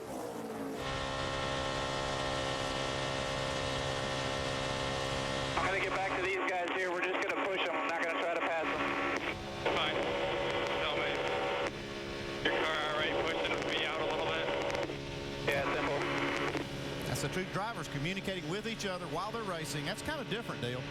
Yeah, it really is. Yeah, you've heard spotters on your radio a lot, but talking to other drivers and telling exactly what you're going to do here is something pretty new. Drivers have communicated, but not nearly as much as what we're hearing this week. Look at this side-by-side action. 4 cars going down the backstretch. Who's going to have the lead going into 3? It looks like it's the Toyotas. Let's get an update on Tony Stewart. Vince. Well, guys, you talk about the fact that the drivers are talking to one another, and, of course, Clint Bowyer and Tony Stewart doing that, but also the spotters are communicating with multiple teams as well, listening to the channels of multiple radios. Just a moment ago, Bob Jeffrey told Tony Stewart, I'm listening to the 18 as they're coming up behind you, so they are definitely multitasking on the track and up top with the spotter stand today. Kyle pulls out and around. They're going to make the swap again. Logano falls back in behind. That's going to allow that lead group to pull away. Yeah, and you see the Fords working together there. Stenhouse and Trevor Bayne. You see Junior trying to tag along with them. He doesn't really have a 2x2 partner with him just yet. I tell you, Trevor Bayne has really caught on to this drafting technique. He got a lot of experience the other day in the 150-mile qualifying race with Jeff Gordon. He does a terrific job being the pusher. Great group of cars all within earshot of each other. There are the two Fords from Roush Fenway. Do you realize Roush Fenway Racing has never won a nationwide race here at Daytona? They used to own this place back in the days of GTO racing in the Rolex 24. Maybe today will be their day. Here we go again. That's Boyer down low, getting the push from Tony Stewart. Up high, it's the two Toyotas of Joe Gibbs Racing. Kyle Busch in front of Joey. Well, you're right, Dale. Trevor Bayne doing a great job pushing Ricky Stenhouse right here. They've pushed him almost up to the front pack right here so he can try to take the lead. Looks like they're going to get there. Heading down into turn number 3. The low line is going to nose out in front. And you're right, here come the two Fords. They are creeping up on the high side right behind Joey Logano. 6 cars now. Throw a blanket over them. They come to the stripe to complete lap number 14. One thing I see here, Dale, looks like it's harder to block these moves when you have 2 cars running together. It has to be a coordinated block. That's the problem. As I talk to these drivers, is they're having a hard time with the second driver not being able to see all that and to try to keep him attached. You're not able to do the side drafting and make these blocks nearly as easy. So they said, now that may change when it gets down to time to win the race. They might try a little bit more, but it is more difficult, Andy, just you said. Well, and Dale Jr., without a dance partner, he has lost ground to this lead group. There you see Logano and Kyle Busch making the swap again. That allows the Roush Fenway Fords to move ahead into that 3rd and 4th spot. Tell you what, this is only 15 laps at 120. We've had 6 lead changes, 4 different leaders. Our race presented by GoDaddy.com. Back here under our first caution at Daytona International Speedway in the season opener in the NASCAR Nationwide Series. Sam Hornish hit one of multiple cars involved. Brian Scott got the worst of it as well. And they got together on the front straightaway. There's the damage on the 11th. Yeah, we saw the 12 car Hornish in the grass. Don't know how he got there. And then a lot of other cars kind of got tangled up. Landon Castle was one of them. I'm not sure that Landon got any damage from it, but he did spin through the grass. Let's go back and take another look, guys. Yeah, let's see what happens. They come off here. Sam Hornish right in the middle. Oh, it looks like Brian Scott gets turned. May have got a little too much of a bump. Looks like it might have been Allgaier gave him a little shove. And then here's the second contact. Yeah, Brian Scott just tags Hornish.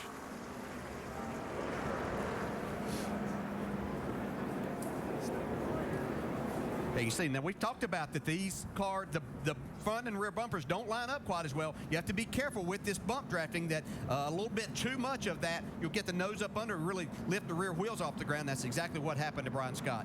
All right, let's go back and just listen.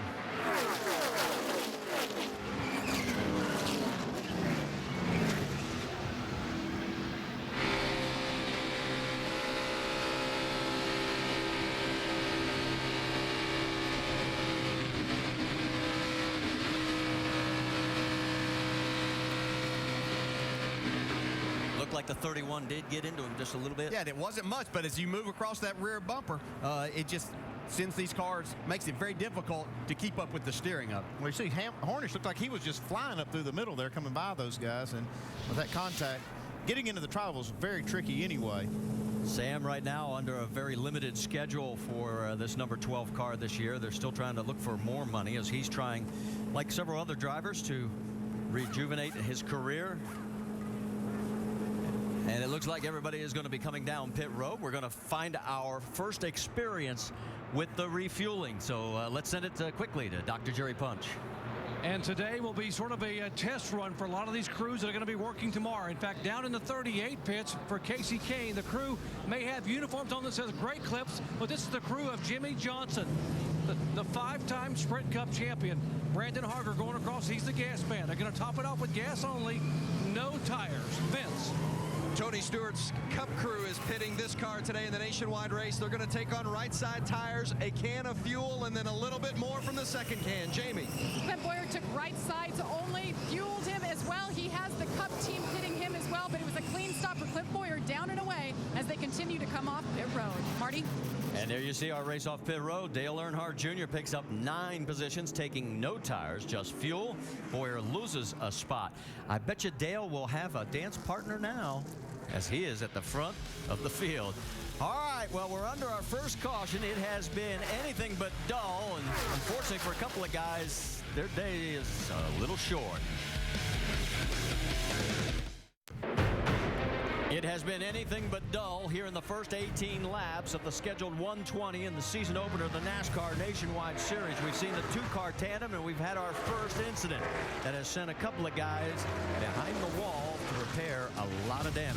Sam Hornish, Landon Casso involved in that, and the heaviest damage to Brian Scott.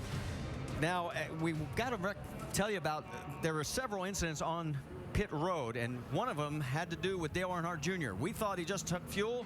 He missed his pit box. He thought he was looking for the 88 board, and he forgot it was the number 5. Let's listen to the radio. 4, 3, 2, 1. Coming, just keep going. Keep going.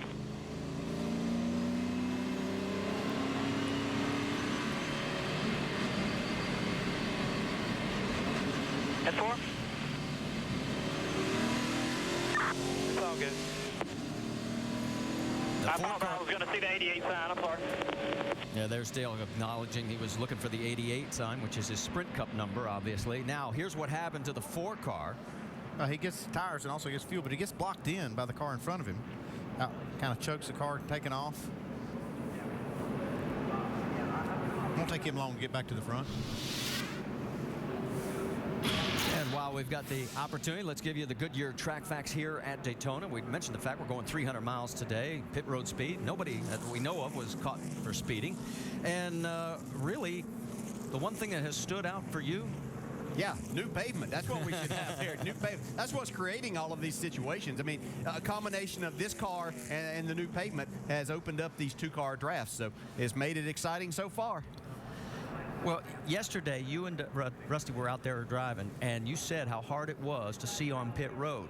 Could that have also played into this? Yeah, it could have, because it is hard to see those white lines on that white concrete. So it's making it more difficult with that. And but you really have to pay attention and know where all of that is. And I'm not sure that maybe the inexperience of the crew chief didn't play a little in there, Andy. Yeah, that driver needs some help, especially when he's driving something different. I mean, you need to say, hey, here we are, don't pass us. He was giving him the 4, 3, 2, 1 countdown to the pit stop, but he should have been getting just a little bit more help. Hey, Rusty, I think you were the one that brought it to my attention yesterday as we were sitting out there getting ready to go, just how hard it was to see the lines on that concrete. Yeah, no doubt. We were sitting out in our cars yesterday, DJ, and they got that real black, brand new pit road with those white lines on it. You can see the white lines on top of the black asphalt, but those white lines on top of that white concrete, man, that is very, very hard to pick out your pit stall. They probably need to paint those things yellow next time or something like that, but a big problem for the drivers, in my opinion. They did widen this pit road, too, and I can tell you that was one glaring thing that I saw was how much wider it is, so we shouldn't see nearly as much contact on pit roads as we've seen here in the past. Well, let's listen in on the 5 car, see what Dale Earnhardt's talking about now. Yeah, I didn't look at it on the base lap, so I didn't know what it looked like, so my bad. That's pretty stupid. For the future, we should just have the 88 out there. That's what I'm used to looking at. Got to be careful with that, though, because Eric Amarola might stop in the wrong pit. Well, we'll wait and see, but it's going to force Dale Earnhardt Jr. to start back in the 33rd position because he did come back down pit road, did take tires, he did get a full load of fuel. Sam Hornish Jr. is back behind the wall, 1 lap down. Also, Brian Scott is off the track. J.R. Fitzpatrick with his engine issues. Kevin LePage is back out. He's 11 laps down. Kelly Byers is off as well. It's Boyer, Logano, Stenhouse, Bain, and Kane. That's your top 5. And Boyer has taken the inside line, and we're back to green here at Daytona.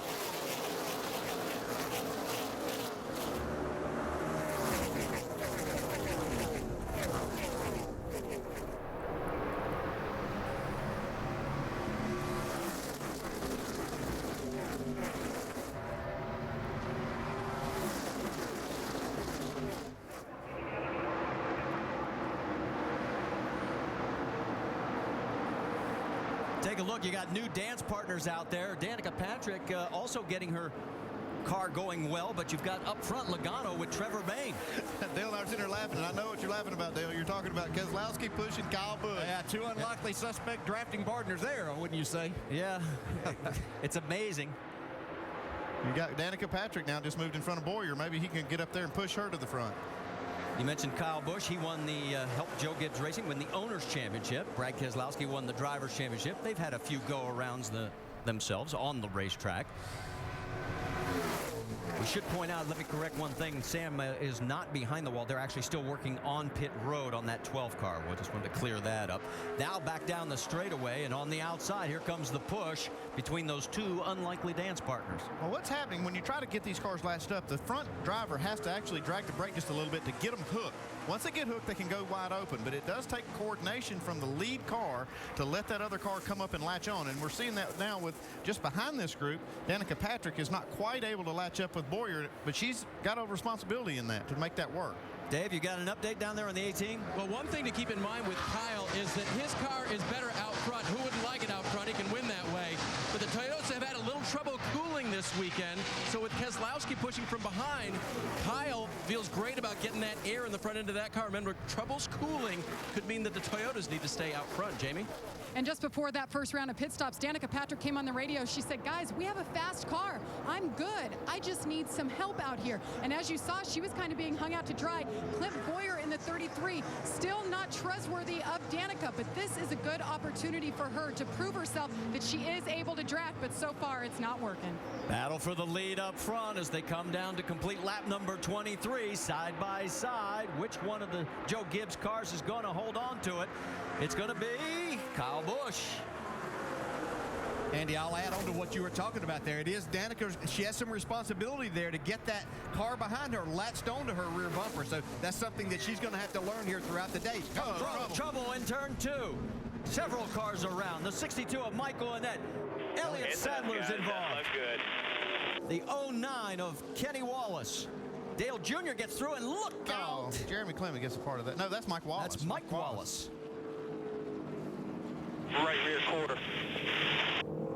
So one of the... I thought I'd slow down enough. One of the guys that we thought would contend for the championship, and just likely will throughout the season, Elliott Sadler, here in our second caution. Totaled, Ernie. I mean, really totaled. Well, that is such a shame for Kenny. This is a great opportunity for him, and a shame for Elliott Sadler and that team. Kevin Harvick Incorporated. Not the way they wanted to start this season off, I can tell you that. Both those teams had such high hopes. Kenny said, this is the best equipment I have ever been in years. Now you see what's the damage on the 01 of Mike Wallace's car. That rear quarter panel's torn up. He was just trying to kind of slow down and snake his way through there, but wasn't able to do it without making some contact then. So Elliott will make the long walk to the ambulance and the ride to the infield care center to get checked out, but he looks A-OK. Michael Annette, he has got damage on his left rear quarter panel, although he is able to get it back. Let's take another look, see what happened.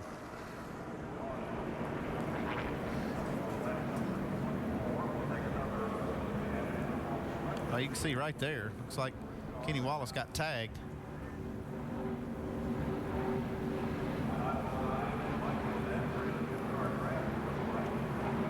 Actually, that was a net. Wallace comes in behind that. And right there you saw Mike worried about the 62 coming back high, and he ends up getting into the tail end of it. Yeah, that's Todd Bodine who was trying to push Michael Annette there. You have to be really, really careful as you get to the corners. You know you want to stay latched on and attached. See Tony Stewart barely sneaking by there. Ricky Stenhouse looks like he's got a little bit of damage. I notice he's on pit road right now working on that car. Elliott Sadler nowhere to go whatsoever. We can tell you Michael Annette has made it back to pit road as well. So Right has there, the Mike. 01 of Mike Wallace. Yeah, Mike just got that last part. Here's the second impact.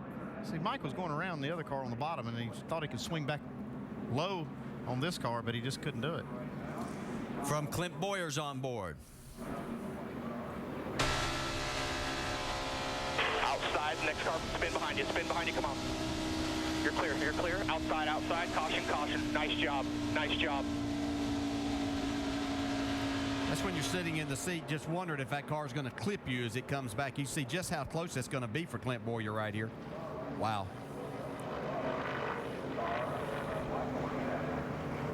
And we've got most of the second half of the field taking advantage of this opportunity to come down pit road. Leaders stayed out all the way through the top 13 cars. Busch, we can tell you, is shown as our race leader, with Brad Keselowski second, Joey Logano third, Trevor Bayne fourth, and Todd Bodine in fifth. There you see Carl Edwards, as he has yet to find his way up towards the front of this field. Reed Sorensen still trying to battle back from where he had to start. Well, you see a lot of people changing tires. Jeremy Clements gets going. A lot of them are changing because of all the debris on the track. A lot of them probably ran through that, want to make sure they don't have a hole. Gives us an opportunity to step aside because we're going to be under the caution for a little bit to clean up the mess here at Daytona. Our race is presented today by GoDaddy.com.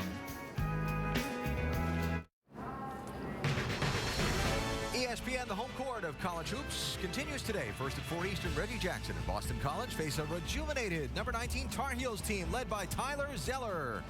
I like how you say that. I was just giving you an opportunity. Then at 6 Eastern, Isaiah Thomas and the Washington Huskies face a key contest against the ranked Pac-10 foe. They take on number 13 Arizona, led by Derek Williams. It's college basketball. ESPN today. Both games available online at ESPN3.com and on your phone. From the pit studio, Alan, Rusty, and Brad, 27 laps into the 120 that make up today's NASCAR Nationwide Series race, cleaning up a big mess down in turn number 2 as they tow away the cars of Elliott Sadler and some of those others damaged in the wreck. You see we're on the double up and 1 to go before the restart. Carl Edwards with problems, reporting earlier engine troubles. He's been on pit road a couple of times with the hood up under this yellow, Jamie. Alan, yes, he said he was down a cylinder. It didn't sound right. They came in, they checked the plug wires. Then they exchanged ignition boxes. Then he pulled away and said it still sounds bad. You see him there. That's his onboard camera. Taking it back to the garage, he said, guys, I think we're blowing up. And for more on what is going on with Carl Edwards, let's go to the Craftsman Tech Garage and Tim Brewer. Thanks, Jamie. The first thing they do when they come down pit road is open the hood. They're trying to identify which cylinder it is. How do you do that? You can take an infrared sensor and monitor each exhaust tube, or you can take a piece of crayon and touch on it. The one that's not working is not going to melt the crayon. But there again, these engines turn a lot of RPMs. They might be looking, if it's not a plug wire, might be a broken valve spring. It'll change the sound of the engine. Guys? Tim, thanks for that look as we look down on Daytona International Speedway, courtesy of Goodyear, the official tire of NASCAR. Everything we've learned making tires for one of racing's most grueling proving grounds inspires what we roll into yours. Goodyear, more driven. Intense, interesting so far, and coming to a restart. What will be at the completion of the 28th lap. You see on the inside lane Kyle Busch with now Brad Keselowski, 22 to the outside of him. Joey Logano and the 16 car of Trevor Bayne lined up in row number 2. This wrapping up the second caution of this race as we go up to Marty, DJ, and Andy. Thank you, Alan. 32 cars on the lead lap, a total of 8 either off or out of this race right now. Sam Hornish Jr. got the lucky dog. He's still, though, 3 laps down. It's Kyle Busch, as Alan pointed out, on the inside. Brad Keselowski right beside him. He's got his dance partner right behind him in Joey Logano in third. So Kyle Busch comes to the stripe, and we're back to green flag racing here on lap number 29.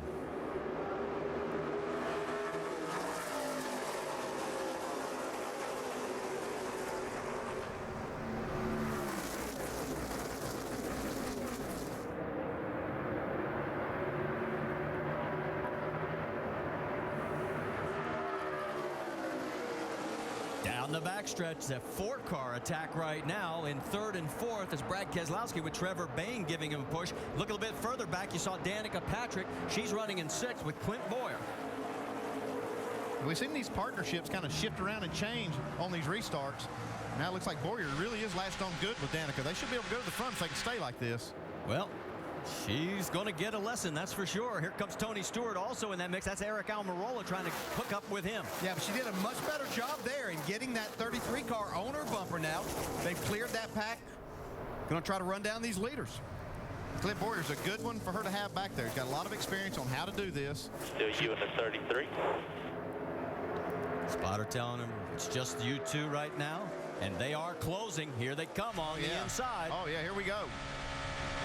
And he is giving her the push right past Keselowski and Bayne.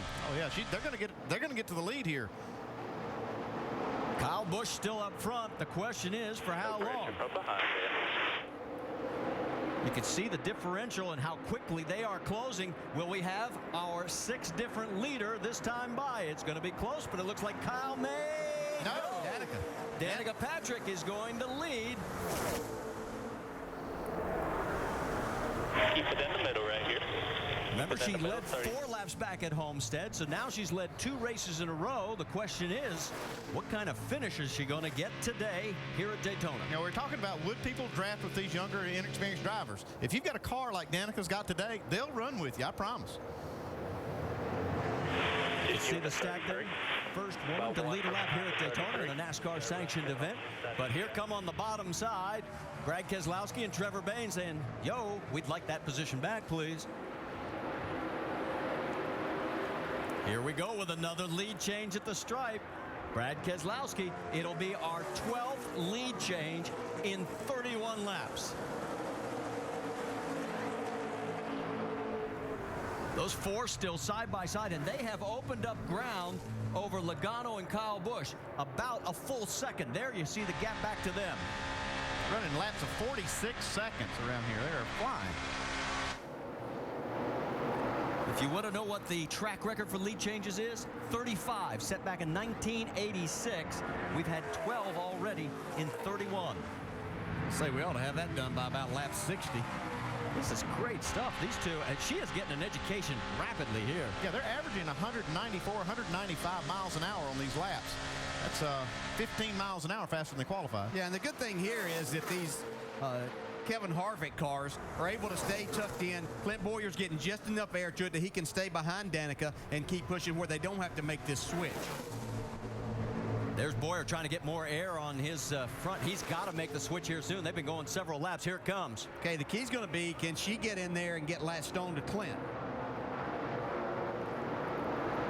They got the perfect situation when they have this 4-car group actually in front of them, busting a little bit of that air while they make the swap. But they're losing a lot of ground. A lot of time. Yeah, they got to get this done a little quicker. And she's got to help. She's got to slack off just a little bit and get behind him. In fact, they he never... wants me to get behind him and push. I can try that, and you just tell me what I need to do with him, because I don't know. I'm just keeping it flat. So she's trying to find out, does he want her to push? And let him get to you here. Yeah, Clint can't just sit back there and run, a lot of laps. He's got to get air to the front of that car. Yeah, they lost about 2 seconds to those lead cars just on that lap in trying to make that switch. Yeah, and you can see even the Joe Gibbs cars with Logano and Busch, they're losing a lot of time when they're making that switch too, but they get latched on pretty quickly and gain it back. And now the tandem of Brad Keselowski and Kyle Busch have opened up some space over 3rd and 4th place. I'll tell you what, guys, today and tomorrow, if I'm looking for a partner, I want Trevor Bayne on my bumper. This young man knows how to get it done. He's doing a terrific job.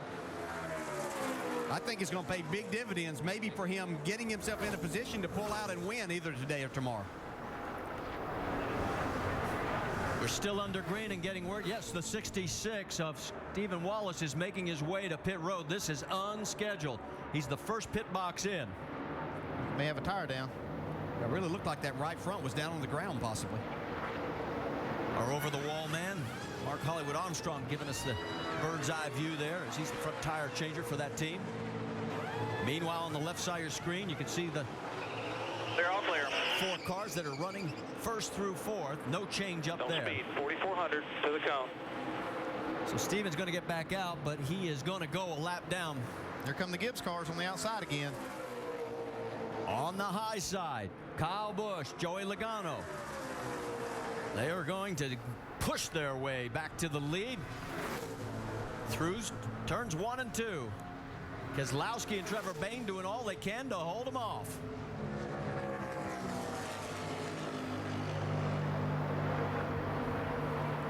Side by side down the backstretch, inching ahead, the Joe Gibbs duo.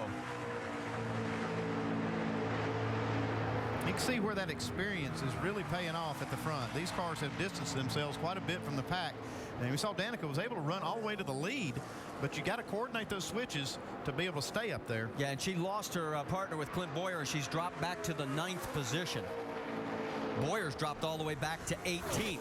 The next car in line behind Danica now is Dale Jr. Maybe they can hook up and get back to the front. Now look at this mix-up here as all of a sudden both of them were trying to make the change at the same time. Got a little dicey, but they sorted it out. Trevor Bayne in front of Keselowski, and here comes Joey. They got to be having a ton of fun out there, Dale. Oh, these guys say it's fun and trying to coordinate and make all of this happen. But they do tell me it is a lot of work to really coordinate that and keep it working in the proper way. Dale Jr. passing his teammate, Danica Patrick. Will they try and hook up? Well, we heard Dale Jr. say in the pre-race show that it's all about number one. He's the one to go to the front. They're 7th and 8th, and well, now 7th and 9th, and Jr. has got Joe Nemechek coming up behind him. Looks like they're going to hook up. Slower traffic. That's the 14, Eric McClure, as he has put a lap down by the race leaders. And these 4 cars still going after each other lap after lap. We've had 15 lead changes now in 37 laps. That's at start-finish line. Yeah. Yeah, the one thing that we're not seeing that we've seen a lot down here in the past is the side drafting, and they're just not able to do that as they run in these tandems as much because it's harder for that second guy to see exactly what they need to do, and it can create problems for them. So they're just utilizing the sheer speed that they have by staying locked onto each other. The 40 of Scott Wimmer was the slow car on the low side of the track. If you get stranded out by yourself, you are in deep trouble. While we continue to watch all this action, Dr. Jerry Punch is caught up with a disappointed Elliott Sadler. Elliott out of the medical center. Okay, Elliott, from your vantage point, what happened out there? I'm not real sure. I was, we were trying to tandem and make our way to the front. I just found my teammate, Clint Boyer, and was going to get in line with him. And I looked up, and the 62 was sideways. So not sure. And with the smoke and not sure how far I could move up, I was kind of hoping he was going to slide to the racetrack, and he didn't. And we just tore up a good race car, and it's a shame. We wanted to try to make it to the end, and we tried to put ourselves in a good situation and race around the people we wanted to race with, and it just wasn't meant to be. But got a lot of people here with KHI today, a lot of people here from One Main Financial. We're going to go try to fix the car because 1 point is very important these days, so we're going to try to get back out there. Not a way that he wants to start a championship chase. Marty? Absolutely, Doc. As you see Trevor Bayne and Brad Keselowski, they've opened up about a second lead over the Joe Gibbs pair. And we are now, after 39 of 120 laps, here at our race presented by GoDaddy.com.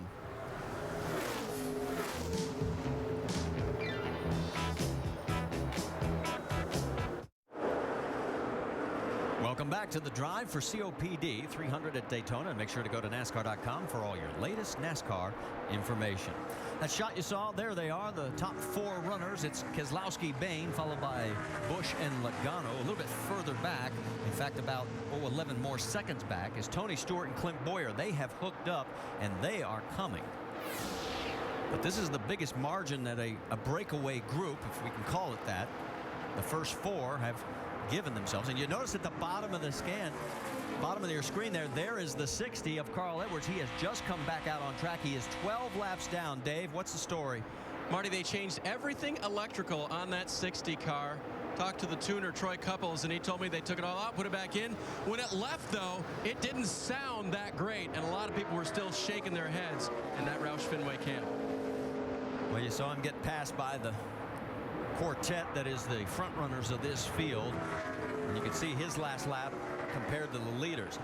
Brad Keselowski now in front of Trevor Bayne. We've had 16 lead changes, and a lot further back is a swarm that's well, they're 12 seconds behind the group on the right, and one of those guys that's been coming, in fact 2 of them, have been Tony Stewart and Clint Boyer. There they are. Let's get an update on the 4 car. Vince Welch. Well, Tony Stewart's had one of those up and down days. He was running up front, led the race early on, then they came for that initial pit stop, and he stalled the car in the pit, so he lost several positions and has had to come from deep in the field again. But once Clint Boyer hooked up with him, the 2 have really been on the move, making their way back toward the front. Stewart also had a close call earlier, made a little contact with the car trying to draft, thought maybe he might have punched a hole in the front end, but the team says it all looks good at this point. He and Clint, a couple of KHI cars hooked together. Still 12 seconds behind the quartet that is out front. Maybe we should change this. Maybe this should be like the pair skating championships where it'd be Keselowski, Bayne in first, and then you've got Logano and Busch in third. Because there's no breathing room between the bumpers on these cars. And on the left side, you can see that Stewart and Boyer have pulled away from the rest of that group. They've pulled 3 seconds ahead of Sorensen, Earnhardt, Leffler, Nemechek, Clements, Howard, and Patrick. Yeah, it looks like Stewart and Boyer are able to run comparable lap times to these front four, but they've lost so much ground already. Let you know that while this goes on, the 31 has come into pit road. There it is, Justin Allgaier in the brand new Brandt colors. He's got damage on the right side as well from earlier. Here we go. Oop, there goes the right front. And even more damage. We got no wall, guys. You okay? Meanwhile, up front, it is Keselowski in front of Trevor Bayne. And then you saw the tandem of Kyle Busch and Joey Logano making the swap once again. We are now, after working lap 48 of 120, on our race presented by GoDaddy.com, and the racing's been that close. Tomorrow, ESPN in the Year of the Quarterback chronicles the incredible career of Conrad Holloway, the first African-American to ever start a quarterback in the SEC. ESPN's Year of the Quarterback presents The Color Orange, Conrad Holloway story, a film by Kenny Chesney and Sean Silvitz, tomorrow night, 8 on ESPN. While all this action continues, Brad Keselowski, Trevor Bayne, Joey Logano, Kyle Busch, they have fallen 2 seconds behind that lead group. Let's listen to Kyle's radio. Hey, Joe, when we switch, drag the brake a little bit just to start your slowdown, you know? Because these cars, when you pull out, you just run into a brick of air. These cars help quicker. Yeah, like if you slow down just a little bit faster, then we can get aligned quicker. Like when you pull off of me, I use a little bit of brake to slow down to get you in front of me faster, and then you use the brake to come back to me. Going low. That is a lesson in two-car tandem drafting, courtesy of Kyle Busch and Joey Logano. The only problem is Joey can't push Kyle as long as Kyle can push Joey, because Joey gets more temperature. And then when he's in front and Kyle pushes him, Joey says, I get a little too free entering the corner. But they're trying to perfect working together and making the change even quicker. All right, thank you, Doc. It's Bayne and Keselowski, 1.3 seconds ahead of Kyle Busch and Joey Logano. Then another 13 seconds back to Clint Boyer and Tony Stewart. Then it drops even further back, 23 seconds behind the lead. Dale Earnhardt in 7th with Joe Nemechek, his dance partner. Then Waltrip and Clements round out the top 10. Just watching some lap times here, though, it does look like Boyer and Stewart are able to pick up a little bit on the leaders. Running just a little bit quicker lap times on average the last few laps. Well, we've completed 53 laps and had 8 different leaders with 17 lead changes. And I guess my question for you guys is, we saw everybody able to stay close early, and now as this run has, is it the tire? Is the tire finally going away? No, it's just this experience level of these drivers that are doing this. These two groups are doing it way better than any other two tandems in this group, in this field, except for maybe now Tony Stewart and Clint Boyer. And I think that's what we talked about earlier, is that experience level really paying off for the Cup guys. Yes, not only paying off there, but, you know, as you go back, you talked about this group that Dale Jr. and that group, they've got 6 or 7 cars in their line, but they're doing the old drafting style where they're not tucked up right on each other's bumper, so it's making it more difficult, and they can't run nearly as fast. You said we're going to switch before we pit. How are we doing now? Because of where we're at on the pit road, we're going to catch about 5 more lap cars, and when we pass them, we're going to switch, and then we'll do our pit deal, because you're ahead of him on pit road. See, now that's somebody thinking ahead. Oh, yeah, they got to be planning all of these moves. They're planning every move on the track, and as they pit. His next time by, Trevor is asking where to brake at, so be aware he may be a little cautiously optimistic here. That's what I was going to say. As they start to make that pit stop, they've got to be careful getting on those brakes not to wreck each other. Going around the 40 once again, as Scott Wimmer's had a very long day. This could separate some of the cars. We got a spinner.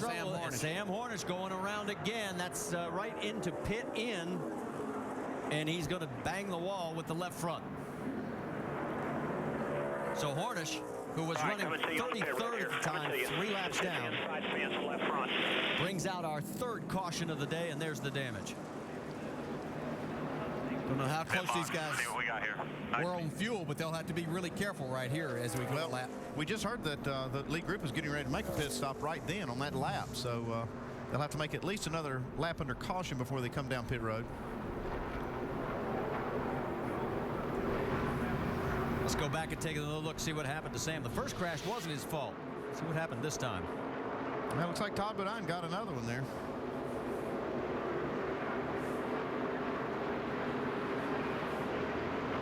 At this point, it looked like he might be able to save it until right there. Yeah. Give you another angle.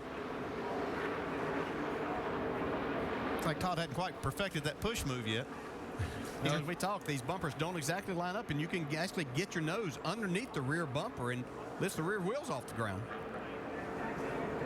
That ended a 28-lap green stretch that had been the longest stretch of green flag racing that we had seen. There's an opportunity now for these other cars to close up, and hopefully they've all perfected their little tandem drafting technique, and they can keep up with these leaders.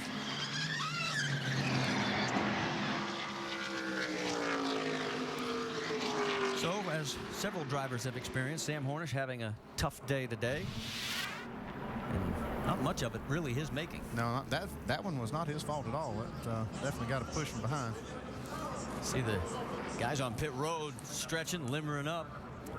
And I think we'll see some tire changing here. Yeah, I think we will too, Marty, because even though they probably could run tire wear wise and probably handling wise on the set they have, it makes sense now under caution to go ahead and get some tires on the car. 2 or 4. Do you want track Probably position? at this point I'd make the call for 4 tires as a crew chief, because you're going to have to get a full tank of fuel. This is a good opportunity to go ahead and swap them out. We'll wait to see how it all changes here on pit road, as again, remember the closed-end fueling system. We'll see how well that works. Let's send it down to Dr. Jerry Bunch. Thank you very much, Marty. They're expecting 4 tires for Joey Logano. First time they'll have 4 tires all day long, maybe then 2 the next time, maybe none on the final stop. Also a chassis adjustment for Joey Logano. Triple bits. Let's start with Dave. Kyle Busch's team, listen to Andy Petrie. They'll change 4 tires now. They will have options later, according to the crew chief. Vince.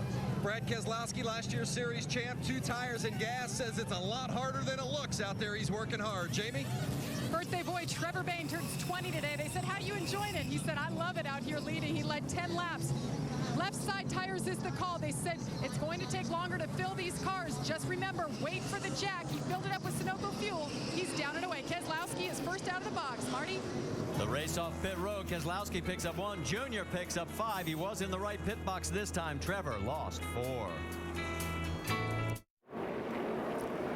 Getting ready to go green. 2 quick updates. The 5 of Dale Earnhardt Jr. They had equipment. The fuel can got stuck. Just what we were talking about. It fell outside the box. He'll start back in 20th. And the 22 didn't get enough fuel in. Had to come all the way back around, make a second stop, mix up on communication for Brad Keselowski. He's going to restart in 7th. Up front, it's Logano, Busch, Bayne, Boyer, and Nemechek. And we're green again. Yeah, and we're going to have a penalty on somebody, because the 7, the 70, and the 38 were 3 wide at the start of this race. They didn't get in line, so I don't know whose fault it is. NASCAR will sort that out. It looked like they were arguing over starting position there, because they were that way all the way around off turn 4. On board with Clint Boyer.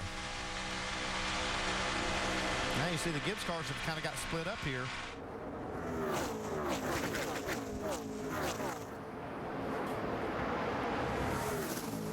3 wide into 3. A couple of those cars don't have any partners.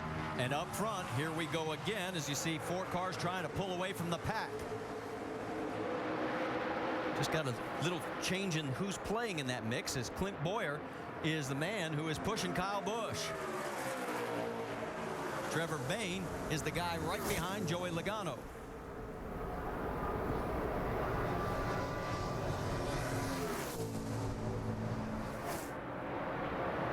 Left side of your screen, you can see Tony Stewart trying to work his way up. Ricky Stenhouse Jr. is going to get shuffled. Yeah, he's got nobody pushing him whatsoever. You can see just how big a difference that makes. Whoa, 4 wide at some points in the back of this pack. Look out, guys and gals. It's Danica Patrick on the lower right of your screen. She's looking for another dance partner. And 2 cars behind her is her team owner, Dale Earnhardt Jr., trying to come back from that penalty. There's Joe Nemechek on her bumper. Needs to get up and give her a little bit more of a push. See Landon Castle back out there. He is trying to hook up as well.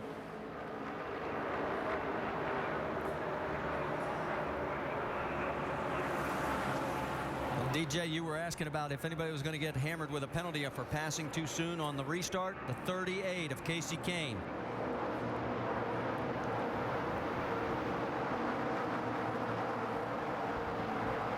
See, these front four continue to run side by side. They haven't been able to get away. Nobody's been able to get an advantage here. While all this is going on, we'll let you know the 40 of Scott Wimmer has taken it behind the wall.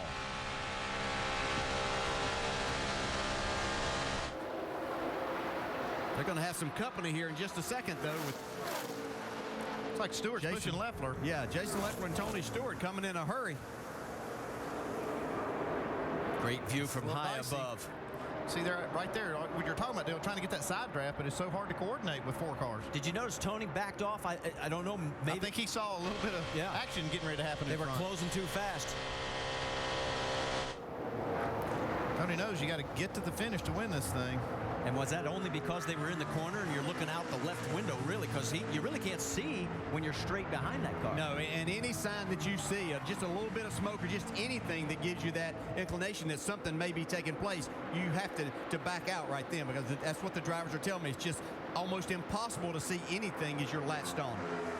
Well, the lead pack right now is 6 cars. Tony has hooked up again with Leffler, and they're trying to fight their way through those groups that are in front of them.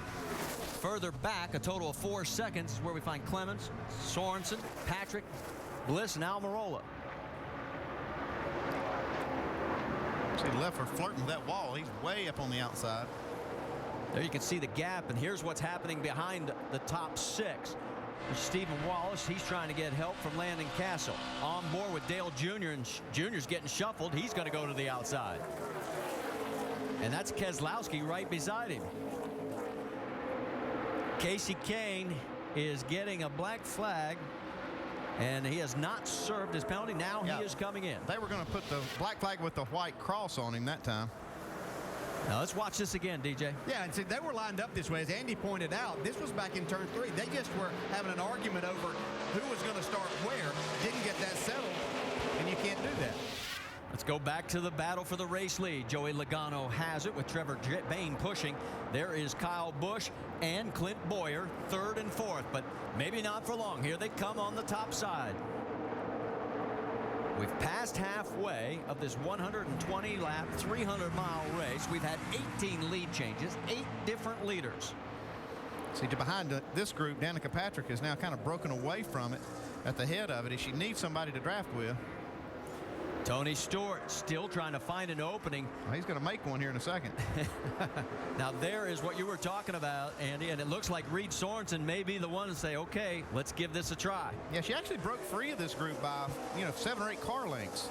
And being by herself, obviously, she couldn't maintain that pace. Yeah, and right now she needs to just back up a little. I know it's hard as a race driver to realize that you need to either apply a little bit of brake or come out of the throttle a little bit, but get that 32 attached. They could really break away from this and start going towards the leaders. Now look at this. You got Boyer and Stewart now right behind Leffler and Trevor Bayne. All this action continuing. The left side of your screen, you see those 3 cars. And here are the battle for the race leaders up front. We have 65 laps in the book here at Daytona, our race presented by GoDaddy.com.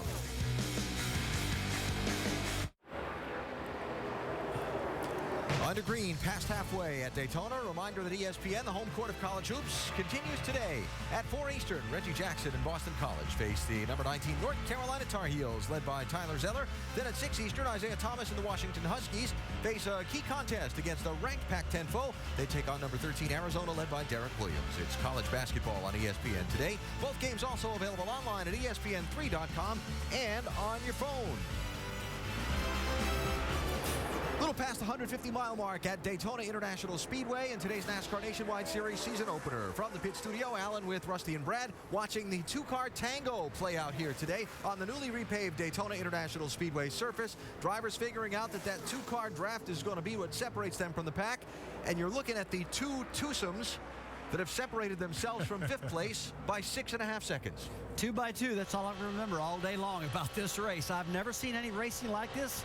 Like it or not, we got it here, and they're running awful fast doing it this way. You got to have a teammate. There's no doubt about that. It's not a whole lot about the car right now. It's all about who you can hang out with and trust. Yeah, and the real racing's going on from like 12th back through 25th. That's where the guys are really trying to figure out how they're going to go forward. The cats out front, Logano, Busch, Boyer, and Stewart, they're just kind of checking out on everyone and getting ready to sort it out amongst themselves. We've only got 48 laps to go. All right, Trevor Bayne, we saw running among the lead foursome for a lot of the first half of this race. Now he's all the way back in 24th place, a lap down. That is his Roush Fenway teammate, Carl Edwards, who spent time behind the wall, who's come up to try and help push Trevor back up toward the free pass position. Meanwhile, fight for the lead there on the right as Clint Boyer, Tony Stewart, 33 and 4. Work on the Gibbs guys, Logano and Kyle Busch in 20 and 18. So the personal fight for the lead up front there between these two groups continues to put some distance on the rest of the field. Logano gets that lap. So Bayne with the flat tire a minute ago, remember, again dropped him a lap down. Carl Edwards spent 12 laps behind the wall, so he's now trying to help push Trevor up about 5 more spots on the racetrack to see if he can get in position to get the free pass at the next caution. That swap you're seeing right now between teammates Joey Logano in 20 and Kyle Busch in 18, it's all about communication. Listen. Hey, hey, hey, look who's back. Love you. I like you too. We're going to the outside unless you need to switch. Yeah, stay behind him. Switch into 1. Not really. You got to check up a little bit here.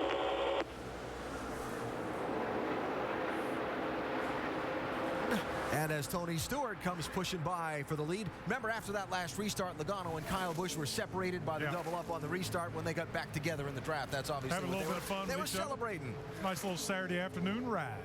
All right, now car off the pace, back straightaway. Michael Annette, remember, involved in a crash earlier as the race for the lead, 2 by 2.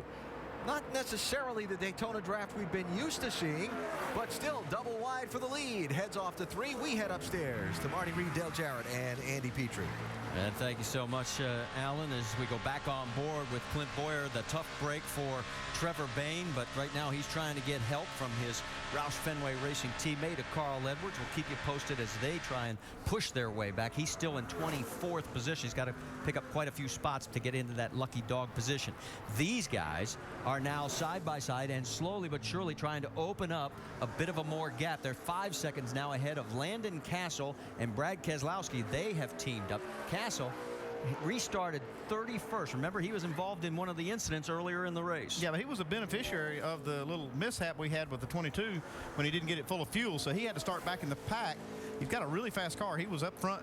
He was one of the lead tangos earlier, so he's got a good drafting partner, Landon Castle does, with Brad Keselowski. Then right behind them is Reed Sorensen and Ricky Stenhouse Jr. And then rounding out the top 10, it's Dale Earnhardt Jr. and Danica Patrick. Switching. 3 wide.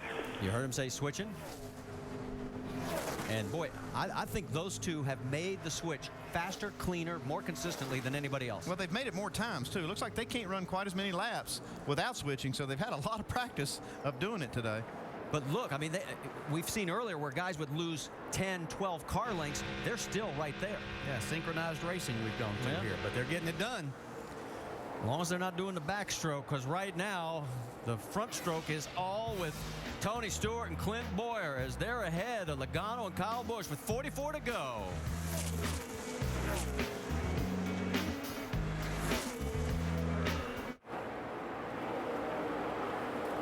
The NASCAR Nationwide Series 300-mile season opener at Daytona. Coverage presented by GoDaddy.com. Coming your way on a beautiful Florida Saturday. Our aerial coverage presented by Goodyear, the official tire of NASCAR. Everything we've learned making tires for one of racing's most grueling proving grounds inspires what we roll into yours. Goodyear, more driven. The two-car tag teams for the race lead. Clint Boyer, 33, Tony Stewart, 4, and the Joe Gibbs Racing teammates, Joey Logano, 20, and Kyle Busch, 18. Stewart on his radio with his spotter a short while ago. Hey, you got to have a girl take to the prom today. What? Need a girl to take to the prom today for the dance. Yeah, I got one.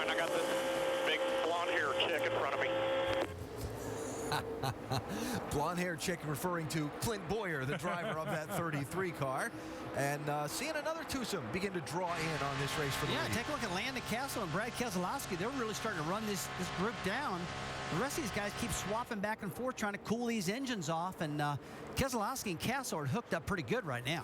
Yeah, they really are. And don't look too far back. We've got the 99 car, Michael Waltrip. He's made his way up into the top 10. He's also getting ready to work his way up towards these 6 cars and see if he can mix it up a little bit. We know he's good. As we head back upstairs to Marty, DJ, and Andy, remember that at lap 15, Landon Castle in that red 1 car was spinning through the tri-oval grass. Now he's pushing his way toward the lead of this race, guys. Yeah, he was 31st after that incident, Alan. And, boy, right now, there he is in that 5th spot. Swap. And they're going to make the swap. That's the first time that's happened with these two. They have run this group down by Brad Keselowski staying behind, getting just enough air to keep his car from running hot, but that got him caught up to the leaders. Well, Landon did a good job of making the swap, but boy, look how smooth and quick the 18 and the 20 make that exchange. It's been pretty methodical with Landon Castle and Brad Keselowski here doing that. They were about 3 to 4 tenths of a second faster on average by not swapping.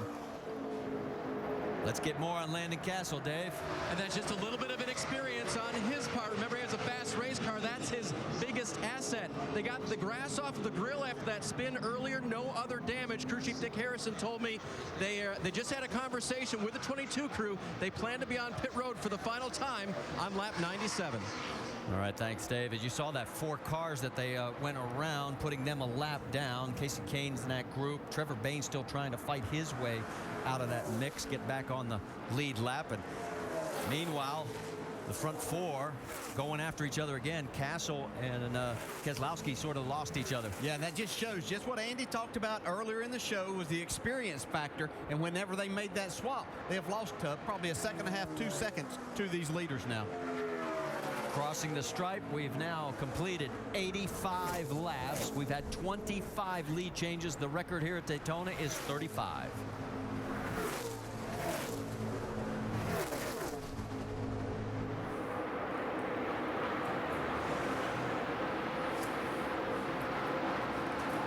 Top of the hour. Glad that if you're just tuning in, you have missed an awful lot. Race leader right now is Clint Boyer, but you need a dance partner.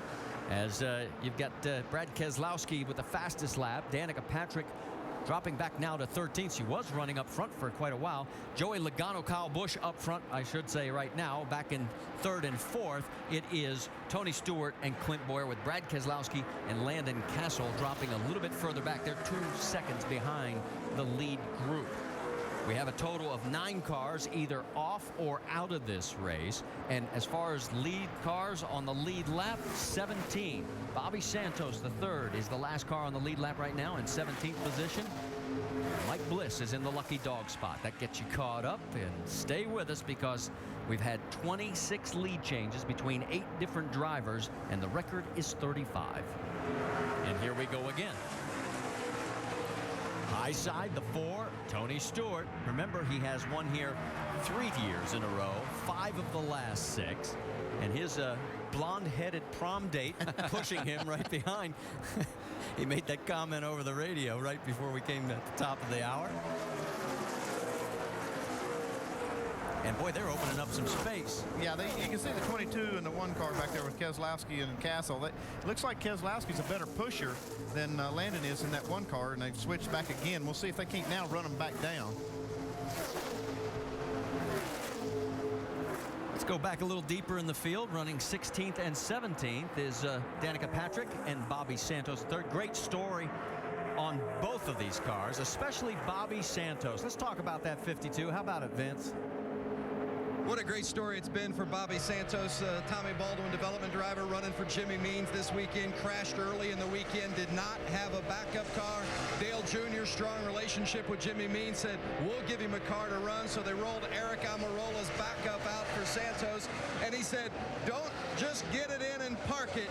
Get it in and race race it. And Santos has been doing just that. I think Dale Jr. is a racer, but Santos showing he's quite a bit of racer too, having a good day. His first time ever racing in the Nationwide Series on a super speedway. Santos was the 2010 Whelen Modified Series Championship, winning 4 times in 14 starts. A couple cars in front of him, Eric Almirola. He's also looking for a big year this year with Junior Motorsports. They're in the 88. You see his cycle since the restart there. These are the last 3 cars on the lead lap, Almirola, Patrick, and Santos. Joe Nemechek also having a good run right now. Front row Joe, who has the most pole positions here in Nationwide Series history with 5. He is in the 14th spot right now. And right in front of him is the 51 of Jeremy Clements. Let's get an update from pit road from Dave Burns. And Jeremy's crew chief, Ricky Pearson, the son of the great Silver Fox, David Pearson, told me a little bit earlier that Jeremy needed a dance partner. I said, and early in the race, he had no idea who it would be. But then a little bit later, I checked with him. He said, I think Nemechek. And Joe's been running very, very fast all day, that 87 car. And so the 51 and the 87 may be buds for the rest of the afternoon. Yeah, and you mentioned David Pearson. You interviewed him on Thursday during our practice. Remember that he was a winner here 6 times, including the 76 Daytona 500. And I think you asked him if he wanted to go out there and do this 2-car tango. He said, no way. While those guys continue to fight their way towards the front, the cars that are up front, Tony Stewart, Clint Boyer with Landon Castle and Brad Keselowski now have pushed their way back into 3rd. Just over 50 miles to go. Here's our 5-hour energy rapid recap. It's been all about the 2-car tango today. Oh, you got to have a partner out there, and it's only 2 cars working, and it's not 3 or 4 hooked together, just 2. Kind of a weird deal. I've never seen this before, Brad. Yeah. Danica Patrick does a good job, gets out early. Clint Boyer gets behind her, gives her some push, gets in the draft with him, learns a lot, dodges this wreck early. Michael Annette spins to the bottom. She just barely skates through. She's done a super job all day long. We saw a bad day for Elliott Sadler. Elliott Sadler, Kenny Wallace among those caught up in that wreck. And here's Danica being pushed to the front in the draft and actually leading this race. At one point, she's back in 13th now. Carl Edwards, expected to be a contender today. Not so. Yeah, and just having engine problems today, and he doesn't have anything to lose either because he's not in the points champion chase, so he's just out here racing, trying to win. See him talking to Jack Roush. They're trying to figure out what in the world went wrong with his Ford. Electrical troubles. And the front 6. There are 3 sets of 2 now up the front in this race, all within 2 seconds at the front of the pack. Boyer and Stewart, Logano and Kyle Busch, Landon Castle and Brad Keselowski. Those are the top 6. Here's the final round of pit stops. Doc? Dale Earnhardt Jr. in 1 can of gas only. They're going to sit here and make sure they get it all in. The idea here is he said now it's go time, or rather show time. He wants to hook up in the draft with a 30 car and go to the front. Logano and company coming back.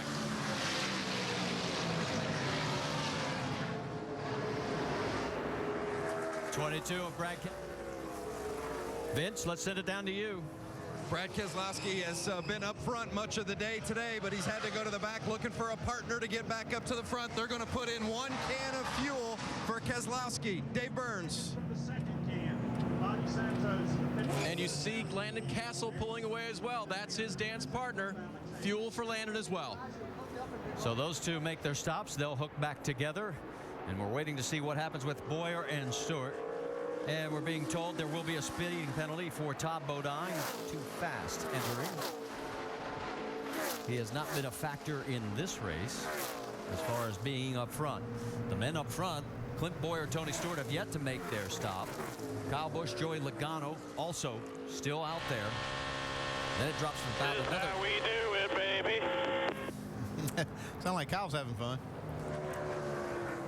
The 99's in. Let's send it to Dave.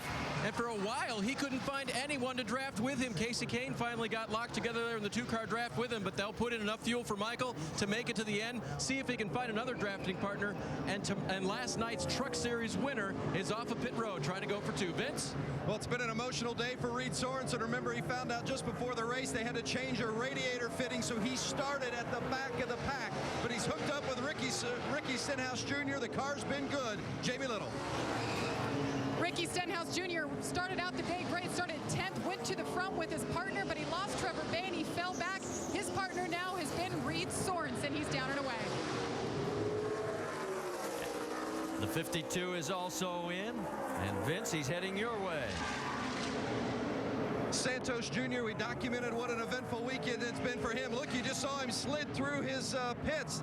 These mistakes you just can't make during this course of the race when you're trying to gain positions. So they're going to make, obviously, put some fuel in it. No tire changes for Santos, but he lost time when he rolled through the pits.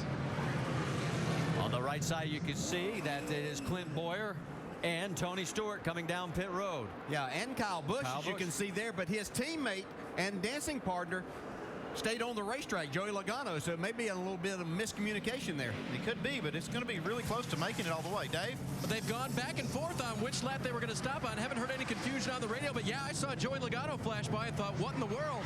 Dance partner gone. Kyle comes to pit road, 2 tires only. Vince.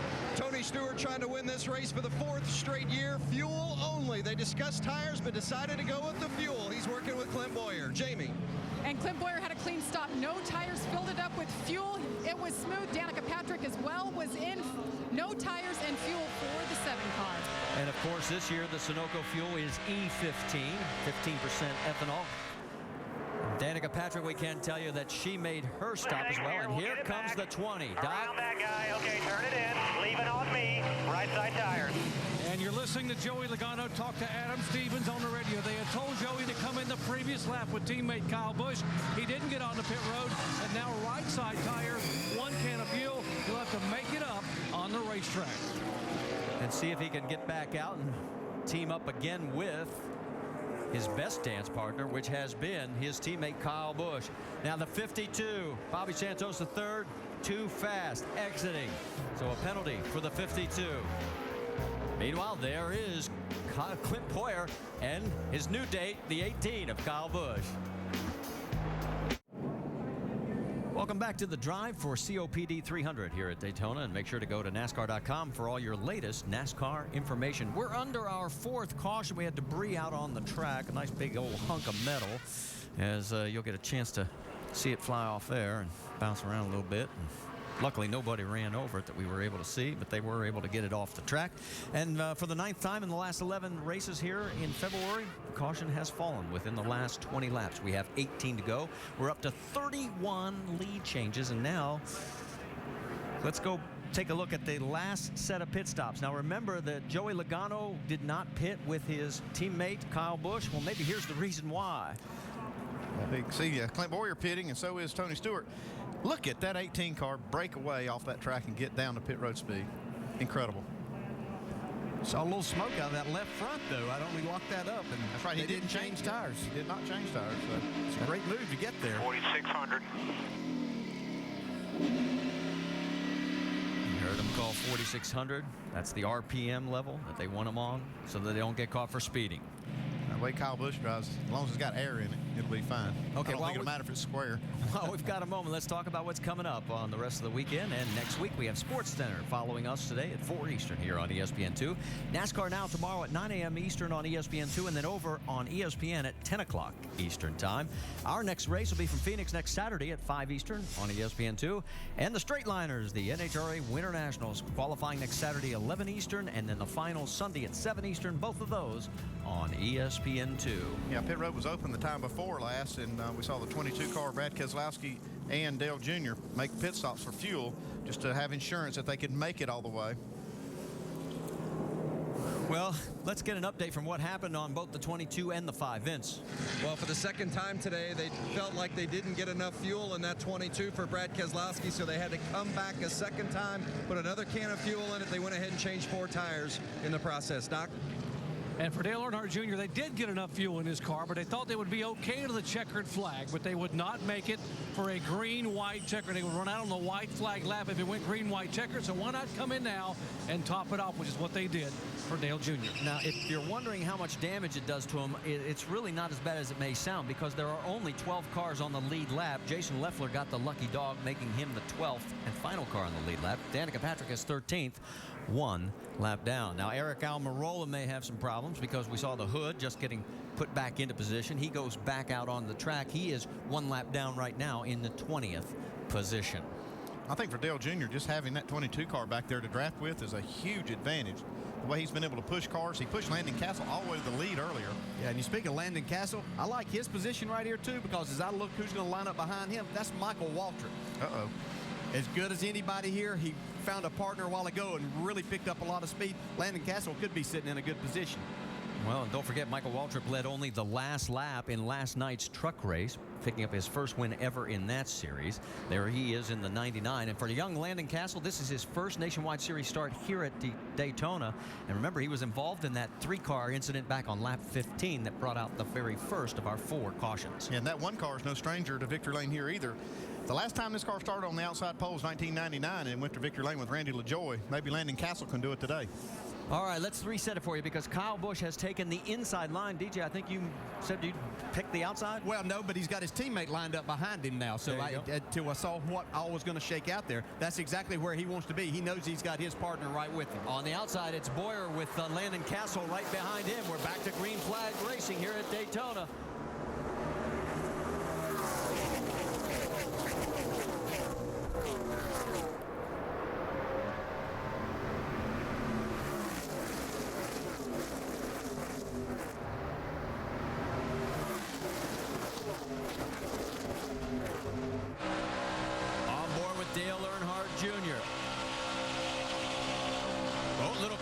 Up in front. Still contact. Everybody's hanging on to it. That was Castle's car. I can see the Phoenix Racing on the logo on the side. He's got Michael Waltrip right there. That's the one in the 99. It looks like they're okay. Up front, look at Junior. Here comes Junior, right behind the Joe Gibbs Racing duo. Trouble. Keselowski has spun and coming back onto the track and gets tagged. That's a hard lick right there. Heavy damage to that whole right front corner on the 22 of Brad Keselowski. In fact, Josh Wise in that 39. And Josh, the whole front end of that Mustang is just shoved back. Yeah, good to see that window net come down. Yep, that's the sign. The 41 also involved in this. That's Patrick Sheltra. Yeah, Patrick Sheltra just got tapped from behind as he was trying to slow down to avoid this. Winning it down now on Keselowski. So our defending series champion here late in the race with 15 laps to go. Well, that's always scary. You see somebody come through the grass, through the trioval, knowing they're coming right up in front of traffic. Nowhere to go. So our 5th caution is now out, and boy, look at the damage on that car. Got a great car today. Good to see him wave the crowd there. You hear the crowd giving these guys a round of applause once they know they're okay and out of the car, and Brad's surveying the damage. I'll let you know that Casey Kane had gotten himself into the lucky dog position in 13th, so he will get the free pass, get back on the lead lap. Remember, he had a penalty earlier. That set his effort back. Brad makes the walk back down pit road towards his pit box, and let's go back and show you exactly what happened. I see a little jockeying by Landon Castle. Actually kind of made an abrupt move in front of Keselowski. We saw that on the back straightaway too. And then, wow, what a hard hit. Well, Josh Wise just nowhere to go and just piles in there. Yeah, it looked like Todd Bodine ended up with some damage on the front of his car there. I believe that's who that was that came in and got into the back of Josh Wise then. From high above in the blimp. You're right, Landon did just come down a little too much.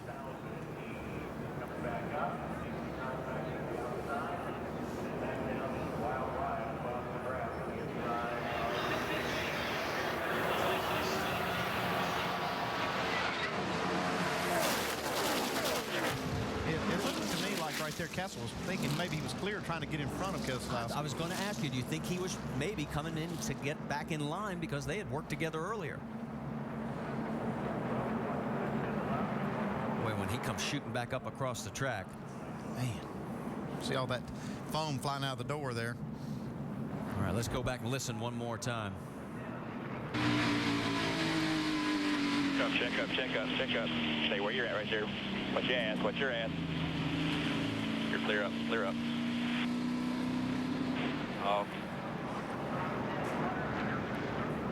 One more look. the day is over for a couple of beautiful race cars. Oh, poor Josh Wise. He had nowhere to go. Stay with us. We're heading toward the checkered flag with 14 to go.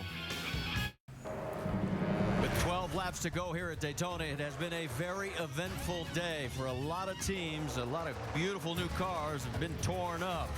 It has been wicked for some, very fast for everyone, and the two-car tandem has been the only way you can get to the front. That is the last caution that we have seen right there as Josh Wise comes together with the 22. Right now, Clint Boyer is the leader, and Tony Stewart is in second place, but Tony has a problem. Vince. Well, you see it there, that right rear of Tony Stewart. Spotter Bob Jeffrey just radioed the crew and said, we got a flat right rear. Sure enough, now the pits are closed, but Stewart believes he needs to go ahead and come on in. Now they're going to open them up. So the pits are open. Stewart's going to go ahead and come. You see crew chief there taking a look, Bruce Cook, and communicating with Stewart in regards to the tire. Boy, this is a car that has been so good throughout the day today as he has worked with Clint Boyer to go to the front on a variety of occasions. Tony just said, no sense taking a chance. I got to go ahead and bring it to the pits.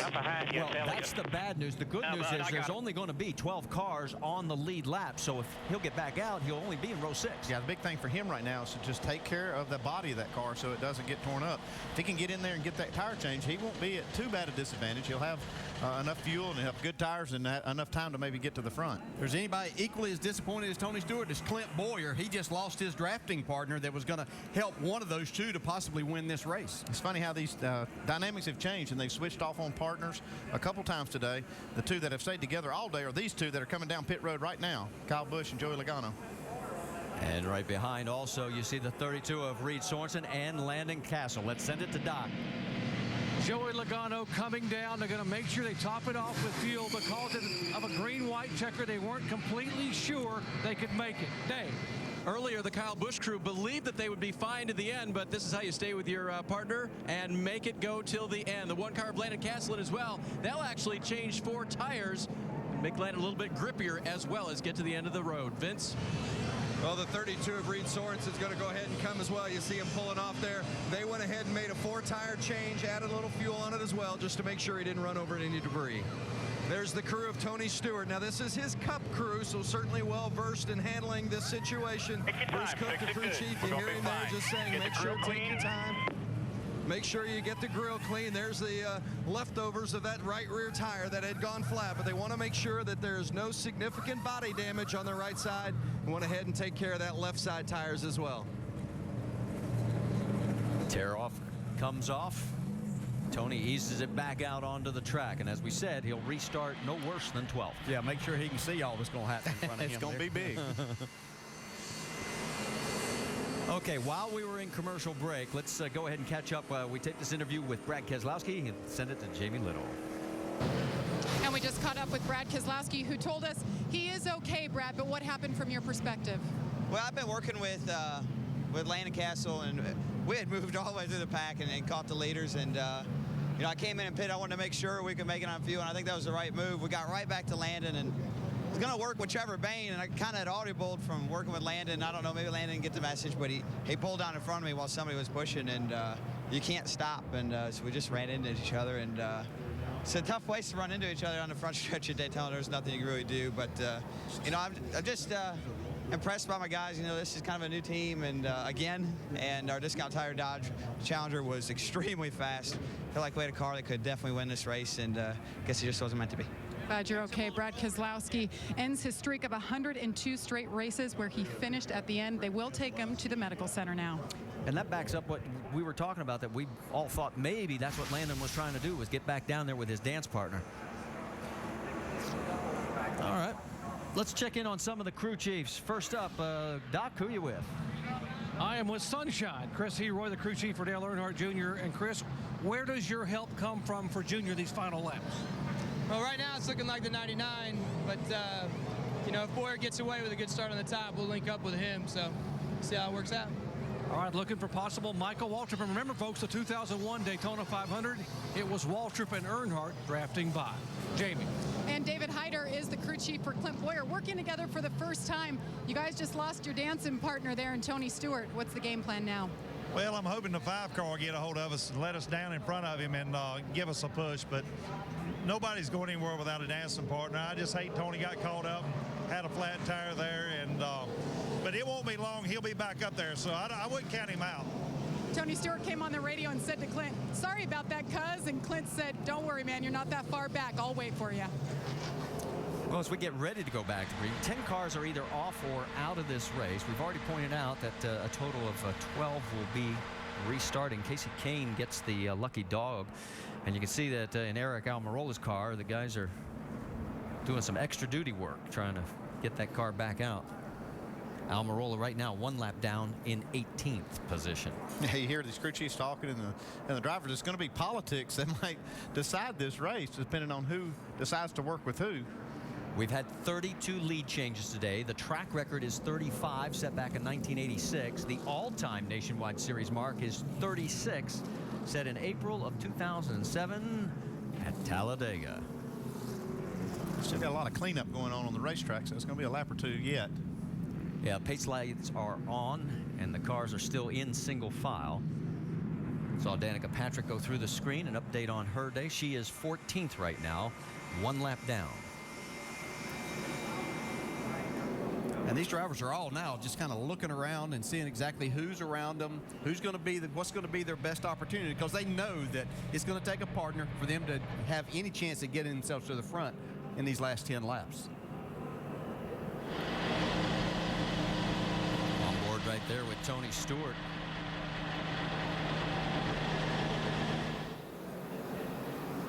A very good crowd today. The perfect weather. The grandstand's looking real good for this NASCAR Nationwide Series event here at Daytona International Speedway. And they have definitely seen a different style of race. If you can't do the 2-car 2-step, you're not going anywhere but to the rear. No, we've been around a long time, seen a lot of different things take place here, but this has brought on something different. And it's a combination between the repaving of the track and this new car. The dynamics of all of that works to make these 2-car tandems hook up and work and go fast. I also think it's something the drivers learned over the last few years. I mean, they've seen how this worked. We saw Brad Keselowski, Carl Edwards pull it off for Keselowski to get his first win at Talladega. And, so I think it's something that they've learned how to do better. I think even if we went back to the old car and maybe back to the old tracks, they would still have some form of this, because once they learn it, you can't unlearn it. Cleanup still continues down in the turn 1 area, and we're getting word now that they are going to stop the cars back on the backstretch because the cleanup is taking a lot longer than everybody had assumed in the beginning. We officially have 9 laps to go as of right now. Yeah, there's no sense in burning up laps while they clean this mess up. It did drag a lot of grass on the racetrack, and you see a lot of debris from some of the cars, so they want to get it all cleaned up good for the finish here. All right, so that'll give us a chance to step aside for just a few moments. 9 laps remaining here. We're under a red flag for the first time here in the Nationwide Series opener, our event presented by GoDaddy.com.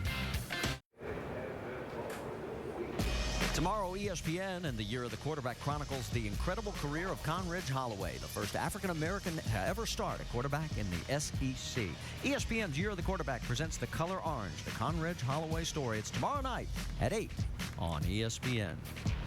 We are under a red flag situation here with 9 laps remaining at the Daytona International Speedway, and it's because of a pretty wicked accident involving the 39 of Josh Wise, and Dave Burns has him. Yeah, the good news is, Marty, that Josh walked out of the infield care center under his own power. How are you after that big hit? I'm all right. I'm going to be a little sore probably tomorrow, so it's a bummer. I think my heart's hurt more than anything else. Just these guys worked really hard to get this thing here, and, we were really in a position we were just trying to stay out of trouble, and I think it was the 22 car got turned or cut off or something and down in the infield, and, you try to get where you shoot through those holes or you have to make a decision of where you're going to go, and it looked like I was going to be able to squeak around the outside there, but that hole closed up real quick. So that's it for us. Too bad for him, and it'll be it for a little while for him. At the end of March, we'll see him again in Fontana in that 7-car, guys, but nothing planned until then. All right, thank you, Dave, and better luck for Josh Wise down the road. There is Dale Earnhardt Jr. And across the top of your screen, we'll put in the current running order as we get you up to speed with Nationwide Insurance. While we're watching the run order across the top of the screen, we'll tell you that there are right now officially 11 cars on the lead lap. There should be 12 when Casey Kane gets the lucky dog. And of course, the man who's going to have a front row seat for what could be a very exciting last 9 laps is that man right there, Dale Earnhardt Jr. And it was just 17 years ago exactly today that Dale Sr. won his record 7th and last nationwide race at Daytona. And Junior right behind him with 6. Let's talk to him. He's our in-race reporter, DJ. Hey, Junior, Dale Jarrett, you have a copy? Sure do. Hey, man, know you're taking a little break there. Been an eventful day. What I'd like to know is, have you seen any change with the new surface as this day has progressed? No, not till just now. I don't know what they got going over in turn 1, but I hope that another fluid out of that car eats the racetrack up. All right, I know that your position either on the inside or outside is going to be determined by what Boyer is going to do and what he's going to choose. Have you decided who you would rather be working with here, or is it going to be you and Boyer making a deal? He's going to the top, and he may get back in front of me, but I got a partner and Michael behind me if I need that. But we'll see what happens. Who knows, man? It's gambling. We don't really know what's going to happen. Hey, we've all been talking about just how different this racing has been, something that we haven't seen here ever, really. What's it like from the driver's seat and trying to get paired up like this? You enjoy this, or you like the big packs better? I don't like pushing somebody the whole time. Makes me a little nervous, but so I just kind of rode around today until it was time to go. We'll see what we can do. I pushed a little bit for a little practice, but we should be good. Are these cars pretty similar in trying to make all of this 2-car work as what you'll see with your Cup car tomorrow? I ain't sure. It's about the same, I guess. It's just, I don't know. I don't really like the race the way it is, but it's the way it is. So we'll just do the best we can, and it's real similar to what we'll see tomorrow. We'll probably see it done even better tomorrow. So I think there's 43 cars out there. You'll see about 22 car packs. Okay, man. Good luck to you, and whatever you choose and what partner you get here, hopefully you can win this thing, buddy. Thank you. So our red flag situation ends at 5 minutes and 46 seconds, and they are refired and back under caution. And you know, you heard Dr. Jerry Punch, and you even heard Dale Jr. talk about Michael Waltrip. They have finished 6 times at Daytona in all events, and Junior has won 4 of those. So don't be surprised if you see those two hook up again. Yeah, that's not by accident that they do that, finish 1-2. These two guys really understand the draft and the effects of it and how to get paired with each other and make it work. Of course, it was an emotional night last night for Michael Waltrip as he came from 2nd place on the very last lap to get around Elliott Sadler and to take the win, the first ever in the Truck Series for Michael, but exactly 10 years to the day that we lost Dale Sr., and he was very overcome in victory lane.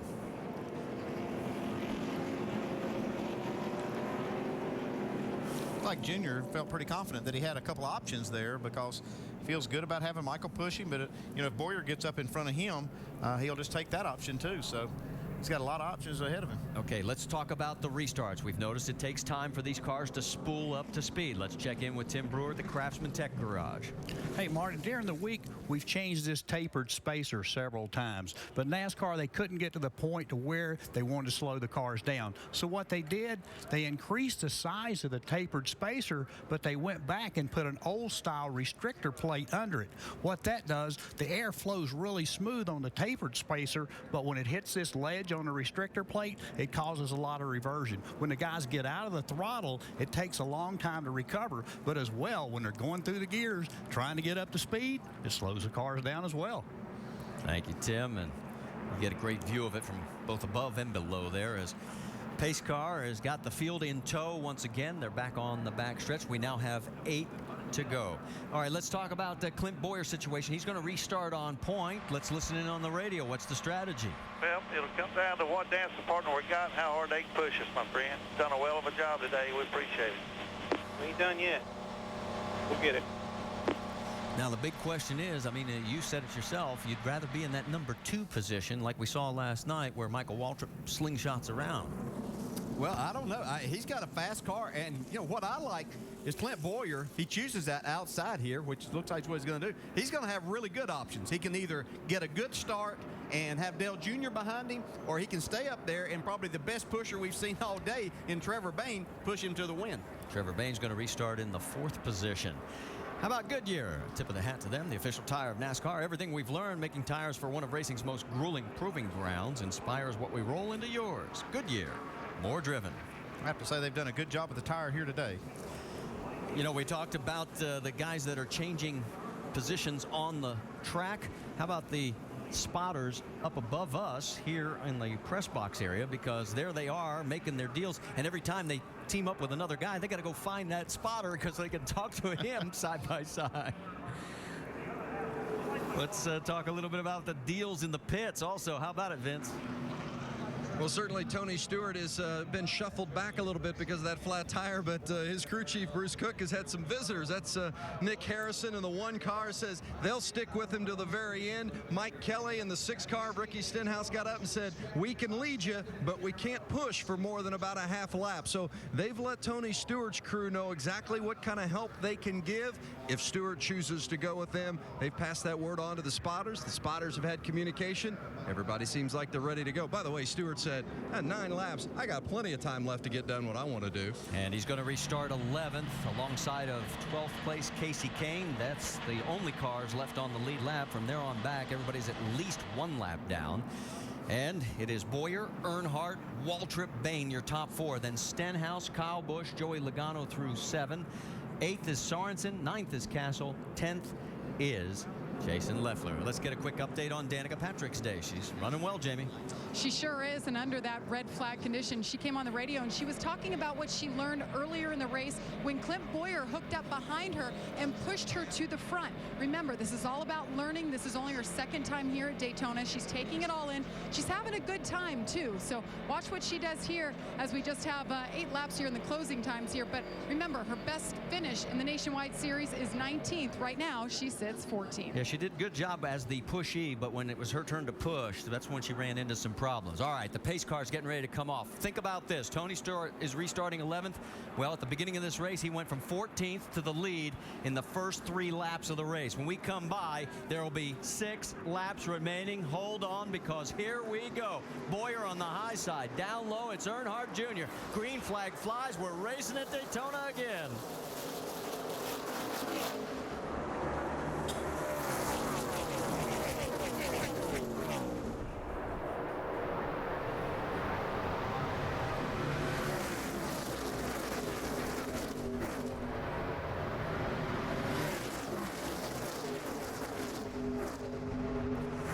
Coming out of turn 2, Dale Jr. has his choice. He's got Waltrip behind him, but he is right there with Boyer right now. Looks like Boyer made his decision real quick there. He pulled down right in front of Junior.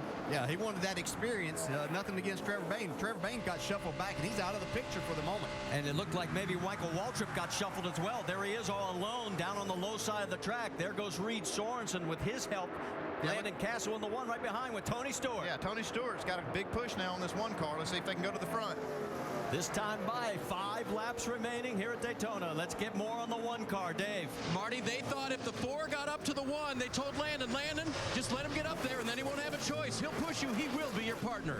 Well, they have made the connection, and here they come. Down on the low side of the track. 21-year-old Landon Castle has a 5-time winner stuck on his rear bumper. They go past Reed Sorensen. They're catching the leaders here, too. There a lot of momentum. Joe Gibbs Racing duo. And then in front of them, it is Clint Boyer, followed by Dale Earnhardt Jr. 6 cars right now in this freight train. This time by 4 laps remaining here at Daytona. Yeah, I was kind of laughing to myself as we talked about all these different scenarios during that red flag period. We didn't even mention Kyle Busch and Joey Logano, but they certainly are going to have a say-so in who's going to win this. Well, they've been there all day long. You can see right there Joey Logano trying to push Kyle Busch. They have been the best at the exchange, but I have a feeling right now nobody's going to agree to make it the exchange until we get down to the last lap. Here we go down the backstretch. And even then, I don't think they'll agree. What's that? We're teammates for 119 laps, and then we're going to go race on that last one. Okay, here come the teammates, Turner Motorsports teammates on the high side.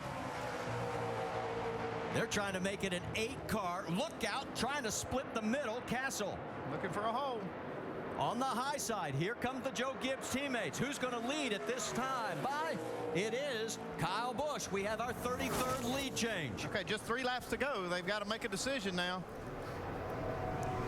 No room unless you want to really go high, and nobody's been willing to do that up front. It's basically been side by side through all the turns. Just a matter here, who can stay latched on the very best? Make this 2-car tandem work.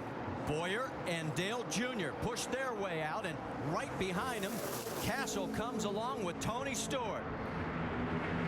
They do make the change. Logano goes back in front of the 18. That's going to allow the 32 of Reed Sorensen, along with Jason Leffler, to come up alongside. That may have sealed the Joe Gibbs fate by having to make that switch. 2 laps to go. Comes Castle and Stewart now. Still, they got a lot of momentum up on the top side. See if they can carry it by. Is he going to push that car by? Well, as you see Tony Stewart duck out now. Tony makes the switch. And we haven't seen Castle be able to latch on and do quite as good a job when he was with Brad Keselowski earlier on. They made a pretty good exchange right there, but it looks like they may get shuffled a little bit. I've got a question why they would make that change with just 2 laps to go. I would let it blow water out. If it got hot, so be it. I was really wondering if Tony Stewart was going to push someone else by his teammate up there with Kevin Harvick Incorporated. Well, they've dropped back because the Joe Gibbs pair, Logano and Busch, have gotten around them. How about 10th and 11th through 12th? That's Michael Waltrip right along with Casey Kane. Then the 2 Fords back to the battle up front. White flag is out. Here we go. Who's going to win it at Daytona? We see Reed Sorensen. Oh, look out. Okay, Logano into the wall. He caroms off. Everybody else gets by. He'll go back into the wall. The white flag's still out. No caution on the racetrack. racing Down into turn 3. Junior's right on the bumper. Clint Boyer. Does he make history? Dale Earnhardt Jr. or does Clint Boyer win? And here comes Tony Stewart. He's getting the push from Castle. Coming out of 4. This is really going to be close. Here goes Junior to the inside. Junior to the inside. Boyer takes the lead and holds on, and at the stripe, it's Boyer. Stewart. I thought it was Boyer, but Tony Stewart does it. Wow. Holy cow. Oh. They're saying Boyer's the winner. That was too close to call. I thought so too, and then the scoring monitor came up and said Stewart. It looked like Boyer had it, and NASCAR is saying it is Clint Boyer. Well, Tony Stewart doesn't know that. Now we're holding 4. Nope, it is official. That's now Tony Stewart. It is official. Job, buddy. Great job. Woof. 4 in a row, baby. 4 in a row is right. Oh, my goodness. Wow. 6 out of the last 7. Tony Stewart, his 16th Daytona win. And the streak continues. He's won at least one event since 2005 during Speed Weeks. Let's go back and take another look at this, because this was oh so close. There it is. It's right at the very front. 7 1/1000ths of a second. Incredible. Oh, my. Just incredible. How does he find his way there every single time? Well, you asked why he got around the exchange on Landon Castle. Now we know. He said, Castle, push me, buddy.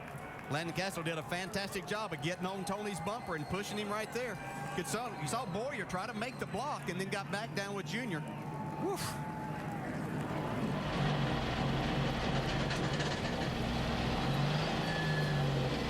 Well, while Tony gets turned around to start the celebration, let's check in with Vince Welch. Bruce Cook, the crew chief for Tony Stewart. Stewart has won 4 in a row, but I tell you what, you couldn't get much closer than that. What'd you think your chances were when you had to go back to 11th with 9 laps to go after that flat tire? I'll tell you, he's amazing, and our chances were really good. When the race started, we started 14th. We didn't qualify as good as we wanted to, but by lap 3, we were leading. So when we had that problem there on pit road, and I told him, I said, hey, man, there's 9 laps to go, and lap 3 you were leading last time, and you can't tell him nothing. He assured me everything's good. He's got plenty of laps left. So what a great job by KHI. I want to thank Nabisco and Oreo and everybody involved with this thing. It was great. My first race to come down here and do this with him is awesome. Thank you to Kevin Delana, everybody at the Fab Shop, and everybody that's worked really hard on these cars. Ernie Cope, everybody. Well done. Tony Stewart, the winner. And the salute to Dale Earnhardt Sr., the three fingers out the window of our race winner, Tony Stewart, and an oh-so-close finish. He restarted 11th with 6 to go and won it by 7 1/1000th of a second. NASCAR Nationwide Series at Daytona is presented by GoDaddy.com, domains, websites, and everything in between. And in part by Carfax, free at your used car dealer. Just say, show me the Carfax. And Viagra. Well, we tied the record for 35 lead changes here amongst 8 different drivers, and maybe on Saturdays we should rename this Stewart International Speedway, because here he comes, 4th time in a row, Vince. 6 years ago today, Tony Stewart won his first ever Nationwide Series race, and he has been dominant here at Daytona ever since. He has now won this race 4 times.